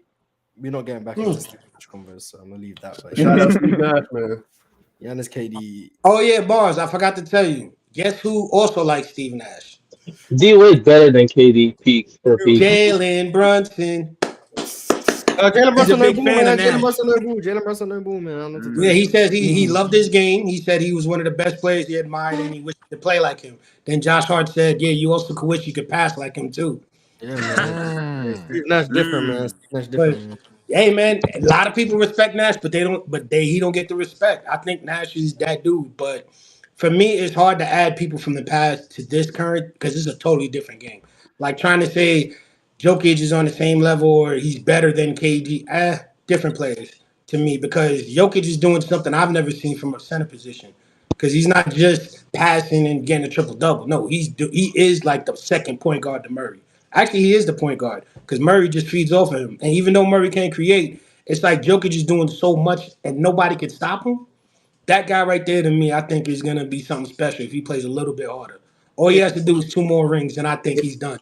He's better than Hakeem. He's better than everybody at the If center. Jokic wins this year and he wins MVP, he's Wait. He's in Did my anyone top just hear what 15. he He's said? in my top 15. He's for sure over KD. He just said he's better than Hakeem. Yes, he I said he's gonna be said the if best. he wins 2 more rings with the MVPs, I think he would be better. And I'm a guy who loves Hakeem because of how he's able to pass. He's How? a much better passer than Hakeem. I think Hakeem has better footwork. Wait, so if he Jokic wins can this shoot year the and next 3. year? Hey, Mars. But can you lateral drop movement. the link for Sturdy? Huh? Can you drop the link for Sturdy? Oh. Sturdy. He didn't even say please. What the fuck? A30 wilding, man. He's too Wait, intelligent to be Cowboy, are you saying that. saying he wins Nah, this say year, the please, next Sturdy. year, I'm and then holding he this repeats? link. I ain't even sent it to you. Okay, here's an example. If Jokic wins this year, right, that's back to back. That's the same thing Hakeem did. Then if he Yeah. wins another championship, the only thing I can say that Hakeem has over Jokic outside of championships and accolades is that he had better footwork. He wasn't a better passer than Jokic. He doesn't shoot the 3 ball well. He doesn't collapse on the defense collapsed on him. He can't pass out. He's not good on the double team. There's a lot of things that Jokic does naturally and easily that I see better than Hakeem. But for me, as a Hakeem fan, he needs to go back to back and be better than him as far as the accolades. And I think he's the best center. You think also the way he wins would probably also make it to he beat the Also, he Celtics. said nothing about He his beat the defense. Celtics. Well, okay. We'll No, move. Yeah, that's the okay, thing, you're right. I didn't bring up the defense. Hakeem on defense. There we go. Yeah, There you you're go. right. Yes. Hakeem got defense. I didn't He's bring a it up better because Yeah, post and you could argue He's a Jokic. better The clearing is insane. But then again, that goes to my point. This game is different. Back then, Also, who's defense a better was scorer important. to you guys, Now Hakeem or offense is Jokic? important. No, hold up. But the difference is defense in Hakeem's day is different than defense today. And what's glorified today is offense. And regardless of what Jokic does defensively, you mean to tell me you wouldn't have Jokic on the court because of his defense? Who's a better rebounder?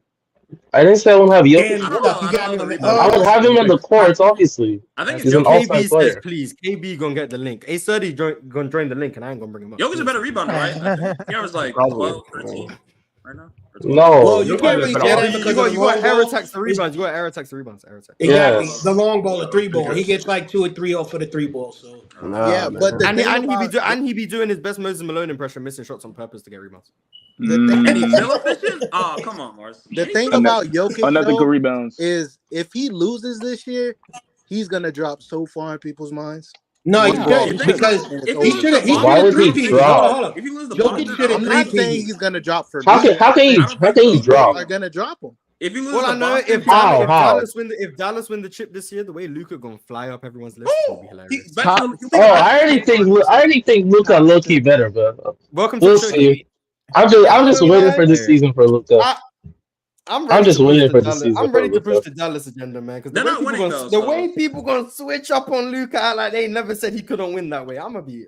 Nah, I actually was on Chill Show. I was on Chill Show yesterday, and the Mavs fans were calling me delusional. So I'm gonna say this: Oh yeah, all y'all Mavs fans, I got $1,000 bet. If the Knicks and the Mavs are in the finals, I got the Knicks. We sweep y'all. We sweep y'all. We'll Take my sweep bet the then if Knicks. that happens. Take my We'll bet if that sweep happens. the Knicks. Mitchell Robinson. Y'all not seeing each other, so don't worry. Mitchell Robinson, the best. The moment Julius Randle steps on the court, you guys have a lower chance of He's in winning. Washington starting on your team. You guys need to stop hating on my guy Julius Randle. I love how y'all hating the guy who's been out for 2 months, and y'all still give him that rating as if he's playing. You know what's crazy? I'll hate on him. It's fun. No. Hold on. You talk about The Julius better. Randle. No, hold on. Let's talk There facts. never will be. Julius Randle started the season with Brunson, and Brunson is the fifth player to have 27 points, top 5 in freaking points. He got that with Randle in the beginning, and then when Randle went down, Brunson had to What step does it that up. mean? So when you look at how Randle helps out the team, Randle helps with the double team. He could also pass and also create. He can also deal with defenses a lot better, and he draws a lot of fouls, and he's downhill. A lot This guy better than developed who? the three. Hold on. He developed a 3-point game in New York. So Wait, you so can't where's sit there and this? tell me he didn't change who he was. So where's this in the postseason? Just a question. Oh my God! So you Julius only Wait, a lot better than this is what who, I don't though? like He's about dealing y'all. with defenses Y'all a lot don't better want to than say who? postseason. You know it's only 8 teams from each conference is actually gonna make it to the postseason. That stuff is hard as hell. Out of 30 teams, only 16 make it, and you expect every team to be the 50% best. even, huh? I know How's we're that? not That's gonna be 50%. What? 50%. That's not It's hard. not the best. He's not the best in playoffs because a lot of times, if you look at the last 2 playoffs he's been in, he's been hurt. If you look at the Atlanta series, he was hurt with nobody. If you looked at last year, he was hurt and because of freaking what happened with when he came down and landed wrong. He got hurt in the Cavs series, and then he also got hurt in the Heat series.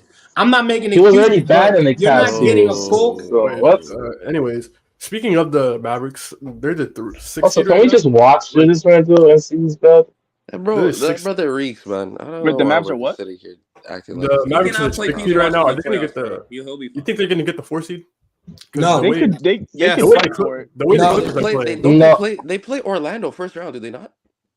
I'm talking about the Mavericks. I'm talking about the Knicks. I'm talking about Yes. the Knicks. Oh, if they play They should beat Orlando. Nigga, they play. If Julius Randle plays the Magic, bro, he's cooked. I'll keep it a stack. Wait. I'll keep it a stack. If they play Randle can play like ass, I and they can still be the Magic. I have Orlando in 6 games. Right now, the Knicks. No, if the Knicks play the Magic, he's having lower than 40% true shooting. Julius Randle. Randle can play bad, and they can win a playoff series. Like they done. No, I know No, they'll win. They'll win. They but did that last year and beat the Cavs. Let him get it, favored bro. to beat them. Like why y'all act like they? No, the Knicks will win. The Knicks will win. The Knicks will win. They have more offensive options than the Magic. Brunson don't want to see Suggs. That's all I'm gonna say, man. And we got 5 3-point shooters that shoot well above 36%. So I don't care what. Yes, but we know Julius Randle will be bad though. We know that though. Yeah, they can win the first round without him playing well. You know what? I hope Randle comes back and drop a 40 piece. And the Cavs team is better than that Magic. Who cares? 40 on who? Bro, I hope. So then that way I can sit here with the same face I've got. Like, You hope? You hope? You know what's crazy? Cowboy, you know what's crazy? You know what's crazy, Cowboy? When he does it, I'm still gonna call him ass, man. It's you know. No, KB. It's all love between me and you. I know where you stand. You've always said KB just a hater of good players. That's what it is. Exactly. So I admire you, KB, because you stand on your own too. But these other guys. Speaking of ass, about those Warriors. Hey, look, man, don't do it. You gonna set off the nuke. Listen. Let me. You gonna set off the nuke. Listen. I'm right there with you, bro. They're at 2 ass as well. Yo, KB, man, speak on Draymond, man. Bro, Low was hating on the Warriors last night, bro. Wait. Yeah, that's what I was about to say. KB, you just saw your team without a Draymond and Kuminga beat the Magic, and you think they're gonna have a problem against the Knicks? We just let it rock. Mitchell is back. Hey, listen, the regular season isn't gonna tell you about the postseason. The Magic just had an off game. It is what it is. Who said the Magic will win? The Magic is just in on the conspiracy to not let Houston get in. Wait, Mars, 1 second, right?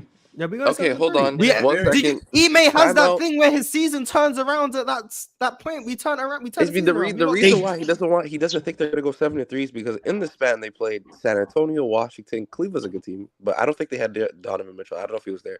They did have Donovan Mitchell. He just got locked up by a mental. They did. He got locked off. This man don't watch my team play. He was trash. Donovan Mitchell was trash in that game. No. Stop. I said I don't know. So if they did, Yeah, because you ain't watched the game. Just I said shush. You ain't watched the game. implied that. All right, Then whatever. talk about my team's winning streak when you ain't. Then you have winning Washington, streak. Chicago, the Washington, Chicago, Portland, and OKC without Shea. So I'm just, Damn, Chicago's a good team. Seven right there. That's How seven right dare there, we though. beat who's in front of us? How dare we? I just want to say No, Chicago's been on a 47-win pace outside the first month The same of Chicago basketball. So but Are we somehow serious? we're not meant to beat them. But also, wait. no, that's a fact though. They've been on like a 47-win pace outside like the first month and a half of Hey, basketball. KB, you know what you could have said? That They Barnes would- team beat your team, KB. Yes. But Mars. I'm just throwing salt in there. Right, The only thing Mars is like, I yeah, don't that think they bad can be team also consistent beat your without bad Sengun. team. Nigga, it's two bad teams, Mars. Like I don't know what to tell you. I was just gonna say. Also, they beat Phoenix. They beat Phoenix. been playing Like better they without lost, Sengun, but then they too, won so I 2 don't games know. before that. I'm just gonna They beat say. Sacramento too. I don't know what to tell you. We played the Clippers close. We lost that game down the stretch because Kawhi Leonard decided to turn into Prime Kawhi. That's cool. We lost that game. Cool. Just But happened. we What he played was the doing in Clippers that close, game and that was a full strength Clippers. Wait, that was in Houston, right? Yeah. Yeah. We lost that game. We lost that game down the stretch. It's cool, but we were comfortable. I remember in that. game. I remember We that beat ad the one Suns. jumper he hit. My Yeah, God. we beat the Suns. That's a good team. we beat the Spurs. We handled business against the Spurs. Beat who we're meant to beat. We beat the Blazers. Suns were fully healthy too. Suns were fully healthy. We beat the Kings, who were a playoff team in the game where Sengun gets hurt. We beat them. I was gonna ask you. And we turn around. We beat the Spurs, a team we're meant to beat. We beat the Wizards, a team we're meant to beat. We beat the Cavs, good win. We beat the Wizards, a team we're meant to beat. The Bulls is a good win. The Jazz, we're meant to beat. Bulls is a them. good win? Blazers, we're meant to win. And then we beat the meant to Thunder in an beat the overtime Bulls. game where the Thunder are Haven't the still Bulls been good? Like Mars, can I ask you a question about the Rockets? Yes, cool. the Bulls started. Wait, how do people think the Wait, Bulls are that bad? Mars, you think that y'all guys can be this consistent? The without Bulls just Sengun? beat the Pacers by 20. Okay. No, I just had to ask you. Sengun to me, I think let's is get, let's he's get the guy national. that's going to The give you the real rock that question you is, need. no, Are no, you- the real question acting like the Bulls I aren't a think the- good team is just crazy. I think the real Yeah, they've question been playing a is. lot better. I just want to know if they can. They just beat the Pacers by like 30. All this to lose to the Lakers in the play-in. Shit. The real, Lakers. Yo, but listen, this As long as the Warriors are packed up. As long as the Warriors are packed up. I just want you guys to know what the schedule is going to be for the It might Rockets. not even be I just want you guys to know. I know what the You put- schedule is. We play Utah, Dallas, Minnesota, Golden State, Miami, Dallas, Orlando, Utah, Portland, Clippers. I know our schedule. We're going 7-3. I know our schedule. That's a tough I know our schedule. We're going 7-3. I just want to tell you guys. You better win more than 44 games. If you don't win 44 games, that Dallas game, you're not in the playoffs. that Dallas game, he's not resting. So I don't know if Yes, that's he a is. win. I'm not gonna say you guys lose definitely. Yes, but wait. I have a question. But Luka's gonna rest though at one of these No games one's resting with the though, Achilles. so Yeah, he is. that is definitely not. Dallas I don't know if play that's gonna us be a twice. win. So wait, why wouldn't he? Wait, what's the next game for Dallas? Utah. Kings. They're not Utah, resting against sorry. Why wouldn't he?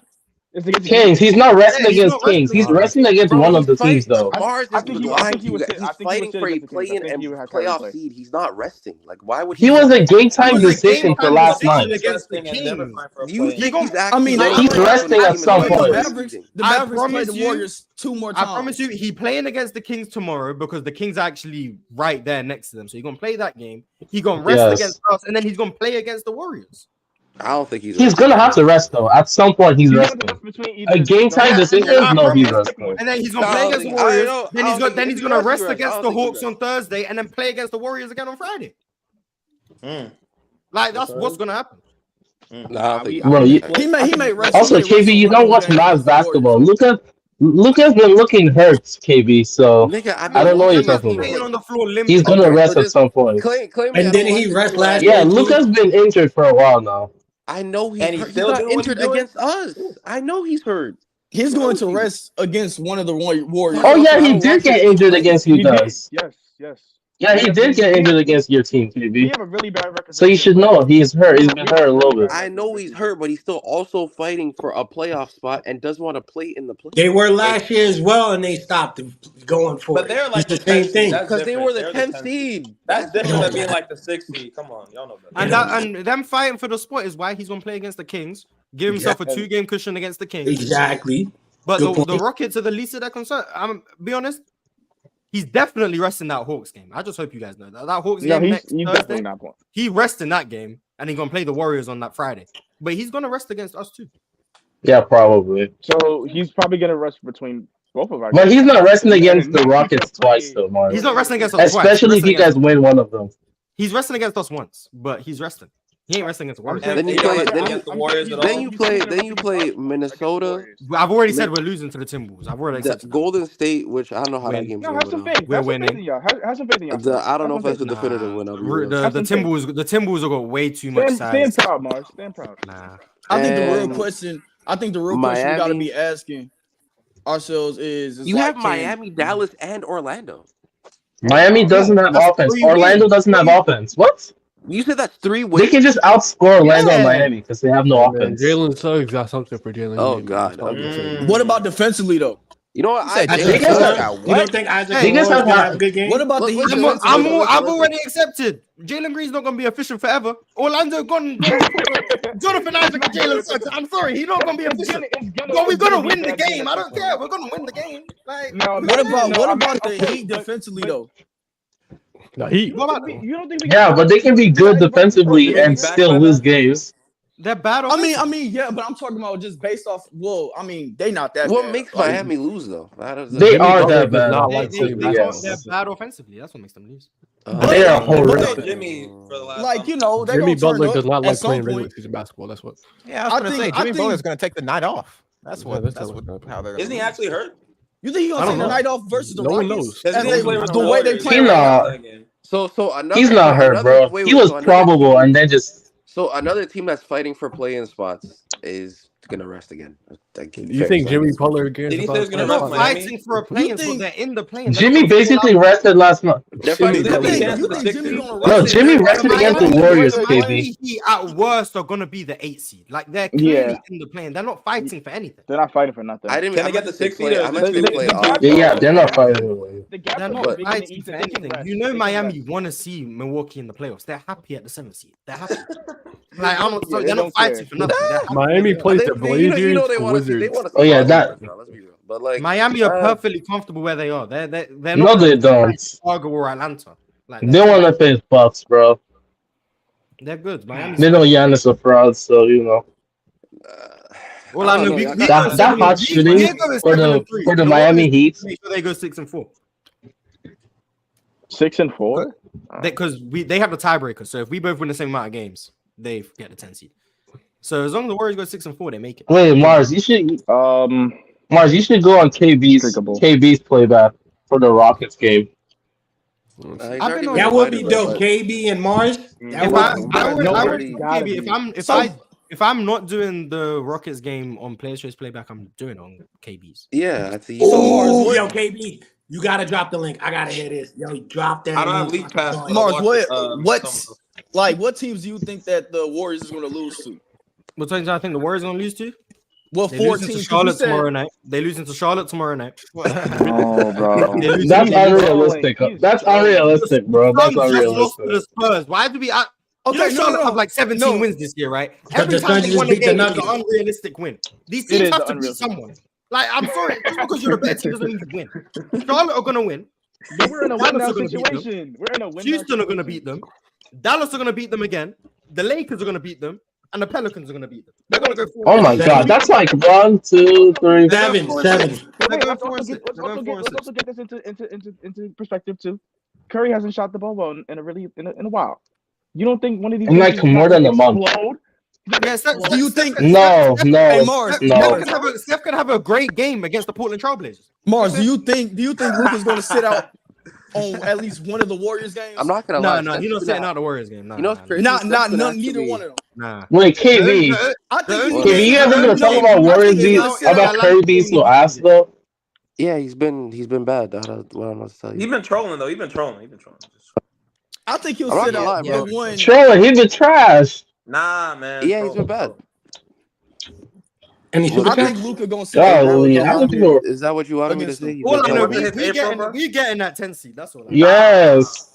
He's not. Wait, Mars, didn't you have a bet with somebody that if the Rockets get above 42 wins and make the playoffs, you had like $100 coming to you or something? No, I know. Pretty sure that's Domo. I thought you made a bet. Domo might have made a bet. I said 35 wins and I'm happy. So. Oh yeah, it was Domo. Domo, you need to collect, brother. No. I think No, I think Damo said that, but Damo made a bet about the Pistons. I'm pretty sure. No, he I made think it the up. Pistons was for the. They not winning. It was both. Yeah, he said made it about them, and then he also said with the Rockets because he was feeling off of them.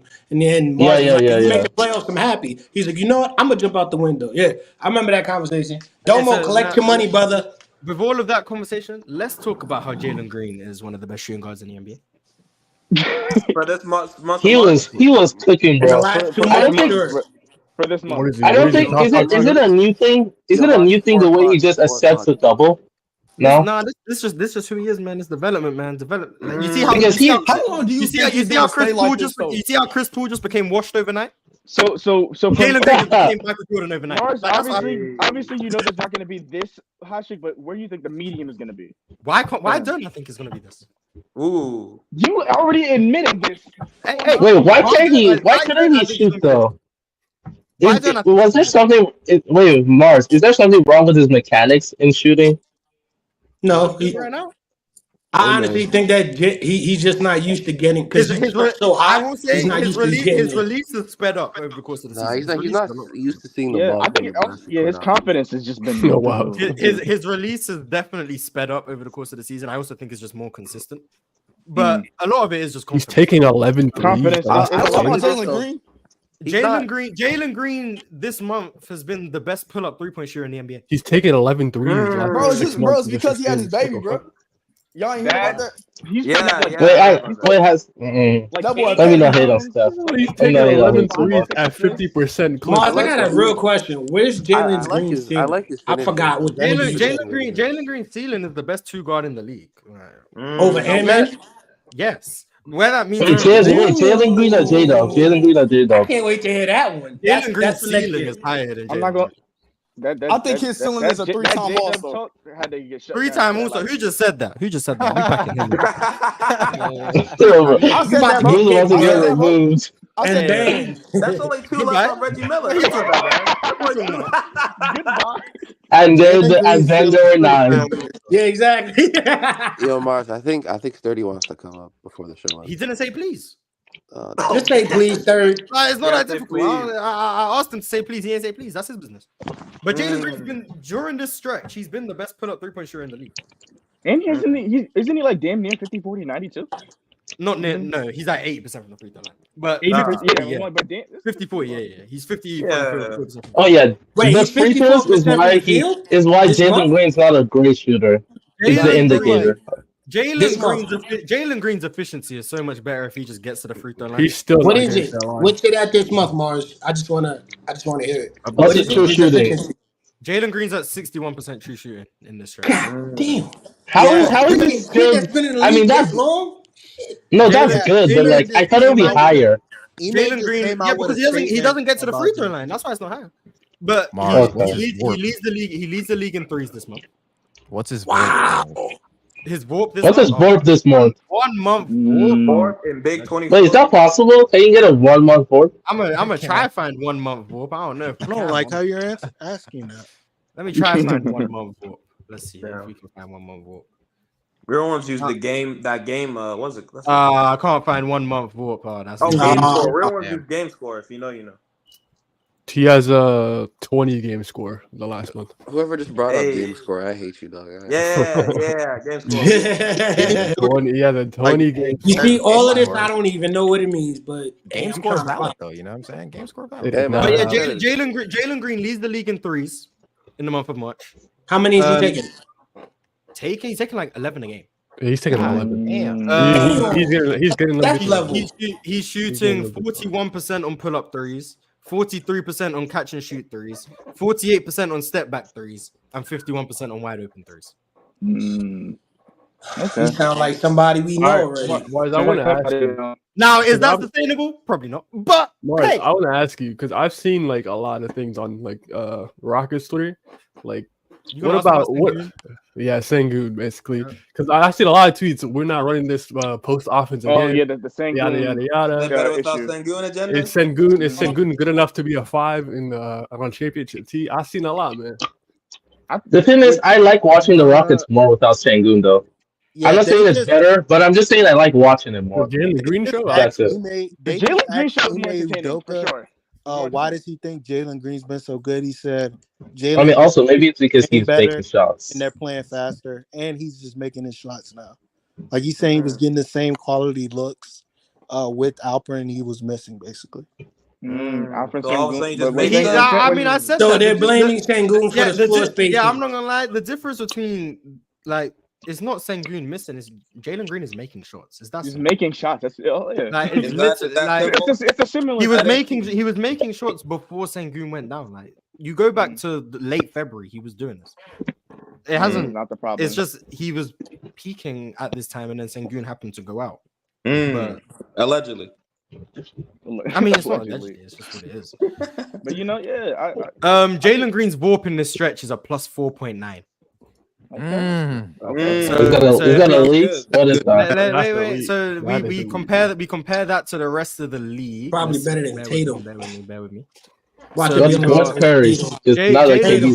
Jalen Green during this stretch, his warp is higher than LeBron James this season, Jalen Brunson, Anthony Davis, Jason Tatum, Tyrese Haliburton, Kawhi, KD, Steph Curry, Donovan Mitchell, Sengun, Anthony Edwards. I mean, we're getting to like mediocre players. Hey man, crown him. The only players with a higher warp than what Jalen Green has done in this stretch is Jokic, Luka, Shea, Giannis, let's go. and Sabonis. Sabonis. He's in solo good company. Oh, I could take him seriously with Sabonis being high on that. I'm tired of y'all Sabonis in the regular season, he's been killing it. Shit, I'm so tired of Sabonis, bro.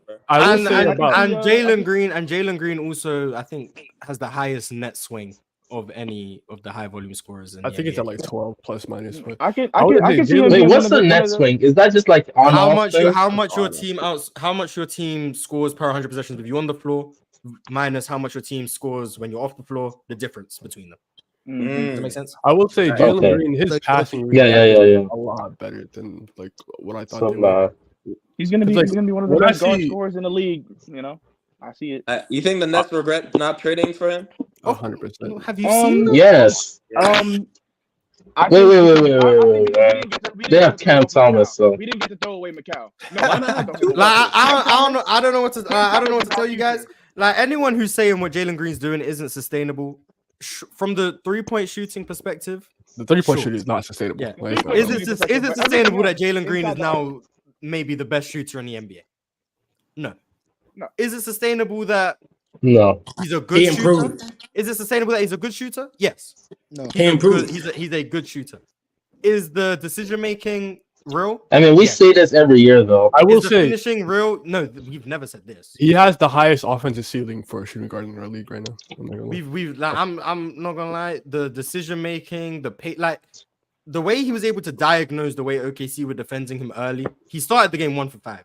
Just so anyone doesn't. Yeah. The way they were defending him early, and then he diagnosed that. The way they were trapping him, and then he was able to extend that trap further away, making it easier for his teammates to play that 4-on-3. Yes, he was never doing that before. Like those little things, like if you know the game of basketball. Yeah, that's what I was saying. He was so impressive. He started the game. He was getting trapped. It was impressive. He was retreating back to half court, and he was allowing himself to get pressured on. You know how they say like don't go towards the sideline because the sideline's an extra defender. He was doing that with the half court line. He was retreating towards the half court, and he couldn't go back any further, and he was getting trapped and blitzed. But then he's extending it. He's drawing them out. Then you got Jock Landale. He's at the 3-point line. Now you got 4-on-3, making that rotation longer, making us create easy shots. And then Thompson the dunker spot. He's not doing that before. The way he's able to split the double teams and he's getting downhill, attacking the rim, and he's finishing like the best guard in the NBA. He wasn't doing that before. Bim, Mars, Bim. He different. He different. I don't know what to tell you. He different. And his handle's improving. I didn't expect that. What happened to the small hands theory? Hold on, man. He still has small hands. But you know what the difference is? He's playing with better pace. Like I said, he's still got small hands. And why are they playing with better pace? Don't say. No, I'm not talking about this. You don't got that slow ass. I'm talking about Jalen Green is playing himself with better pace. Not the team. Don't say Jalen Green. He's been stopping his starting. Jalen Green is analyzing the defense. He's seeing what the defense is giving him. He's making the right decisions. Before it was just and then turn the ball over. But now, remember when I said that? Remember, Mars, when I said that Jalen Green can read the defense and I got laughed at by context? Remember, I said that. I said, don't know what to tell you, man. I'm This watching what development you is told real, me, and man. you was right. I said you was right. I didn't expect the 3-pointer to be that high though, but Mars. No, that 3-pointer is really high. Yeah, the three is crazy. I ain't gonna lie. The 3 is crazy. Yeah, like, but everything else is sustainable. The I don't know, finishing maybe- at the rim maybe is this- sustainable. maybe The this is the handle jump. sustainable. The play he's making coming out. sustainable. He's The a defense breakthrough. sustainable. He broke through. Is the jump. Maybe that's gonna be there. You know. Wait, what about Jordan? What about what Jordan Poole's doing? Is that sustainable? Point guard Jordan Poole, he looks nice. No, not even point guard. Since for the last 20 games, he's averaging 21 on 45. No, 20 games. 20 games. He's averaging they're letting 21, him run the 45. game. I'm not gonna lie. That game. Oh, okay. Is that how he's playing when he was coming off the Yeah, bench? Yeah, he's Okay. Yeah, I didn't. I'm not gonna lie. They I had watched that Tyus game. Jones before, and he was off the board. Like, It was- this is point Jordan Poole now. Yeah, this is, and I like it because I watched this Nets game. Him and Kim Thomas going tit for tat because I think they both had 39. Oh man, Cam Thomas, man. Cam Thomas is a bucket, man. He really is, bro. And I know we talk about scorers in the league, but when you actually get him to really play and let him do what he not do what he wants, but actually set actions and stuff for him eventually. Once you have a competing team, Are there any super chats? He's gonna be good. He's gonna. No one wants to send super chats talking about Jalen Green being the GOAT. It's cool. He's gonna be. Yeah, that's crazy. No super chats. Like, yeah, I'm not gonna lie, because I remember when I was pushing the Jalen Green agenda when he wasn't playing well, you guys were quick to send the super chats and tell me why I'm wrong. Now he hooping. The super chats real quiet. It's cool. Yeah. Wait. Where's Dub? Where's Dub? Why is he running from the smoke right now? I think that's why he he's not was on like the show. two. You know what? Dub is like, oh, this ain't who he truly is. He's not like that. We don't. Hey, yo, Dub, we miss you, man. Take that smoke. Take Dude, that it's smoke. calling him a bust. You need to take that That's smoke. crazy. You need to take that smoke. We do not You were miss right. Dub. Hold on. You were right about Jalen Green, and he need to be here for one episode to hear you actually put him in his place. I'm gonna be honest. Before we leave the show, because we had the little discussion on the panel about year 3 Jalen, like this Jalen Green we've seen in this stretch versus Kobe in year 3, and people were like, "Oh, Kobe's better. Kobe's better." I wasn't born when I saw Like, Kobe. I'm gonna be honest. I it's Kobe, so like obviously, yeah, Kobe. But like Defense, how 3-point is shot. he better? Like defensively, sure. But then like I'm sorry, Jalen Green Green in this stretch, 29 points a game, 6 rebounds, 3.5 assists. The assist is misleading, by the way, because the amount of times he's finding people and they aren't making shots. The assist, he's playmaking better than 3.5 assists. Shout out Dylan Brooke, man. 1.3 steals, 0.4 blocks, 61% true shooting, which is +4 true shooting. No, not on Kobe's level. With the team with the team being 12-2 in that stretch, whereas Kobe 22 a game. Like this is adjusted. This is error tax adjusted. Yeah. 22 a game, 6 rebounds, 4 assists, 1.6 steals, 1.1 blocks, 3.5 turnovers, 54.9% true shooting, which is also a +3.8, by the way. So the efficiency is the same. Jalen Green scoring better, rebounding at the same clip, basically, playmaking at the same clip. Like 7 rebounds? Yeah, he's 6 rebounds. Kobe was at 6 or 7. Yeah. I honestly think that's disingenuous. And then defensively, yeah, it's Kobe. But then they're like, oh, well, it's just a stretch of games. So then I was like, let me look at Kobe's best stretch of 14 games of his year 3. Kobe's best stretch, when you adjust for error, 25 points per game, 4 rebounds, 3.5 assists, 2 steals and a block, 3 turnovers a game on 59% true shooting. And they were 8 and 6 in that stretch. And he had Shaq next to him. Yeah, Even Lamar his best is stretch isn't matching. Yeah, like, Lamar, I just got a question that's though. adjusting for error differences. That's adjusting for the pace of the game being but different. Mars, The league averages. That's adjusted for all of that. The only thing I gotta say is how many games did Kobe start? That's why I said how many games did Kobe Kobe's start best to stretch. your boy Green starting? That's Kobe. Well, I used Kobe's whole season of 50 games. That was the 22 a game. Then I used Kobe's best stretch, which is the same amount of games. Okay. The best stretch. So I used Jalen Green's last 14 games versus Kobe's best 14 games, and Jalen Green's was better. Okay. And But stop Mars, telling me like, to compare that- 22-year-old Kobe. I'm not saying he's better than 22-year-old Kobe. I said year 3. I'm not even saying he's better than Kobe. So stop, you Kobe fans, stop trying to say I'm acting like Jalen Green's better than Kobe. I'm saying year 3 versus year 3. This stretch is better than what Kobe was doing in year 3. That's it. Not he's better than Kobe, but he's gonna be better. Is this stretch better than Michael Jordan? Oh my god, you guys are so. Is this stretch better than Michael Jordan, Mars? 21-year-old Michael Jordan, rookie year. We done with the 80s, man. I gotta end the show, man. Go New York, go New York, Appreciate go. you guys for tapping in, man. Shout out to Salute. Jalen Green, man. You know we making the play-in. Shout out no snooze button. Pack the Rockets up. Yeah, shout out to no snooze button. No, not the Rockets. Pack the L-Dub Warriors as up. well. L-Dub. Yeah, L-Dub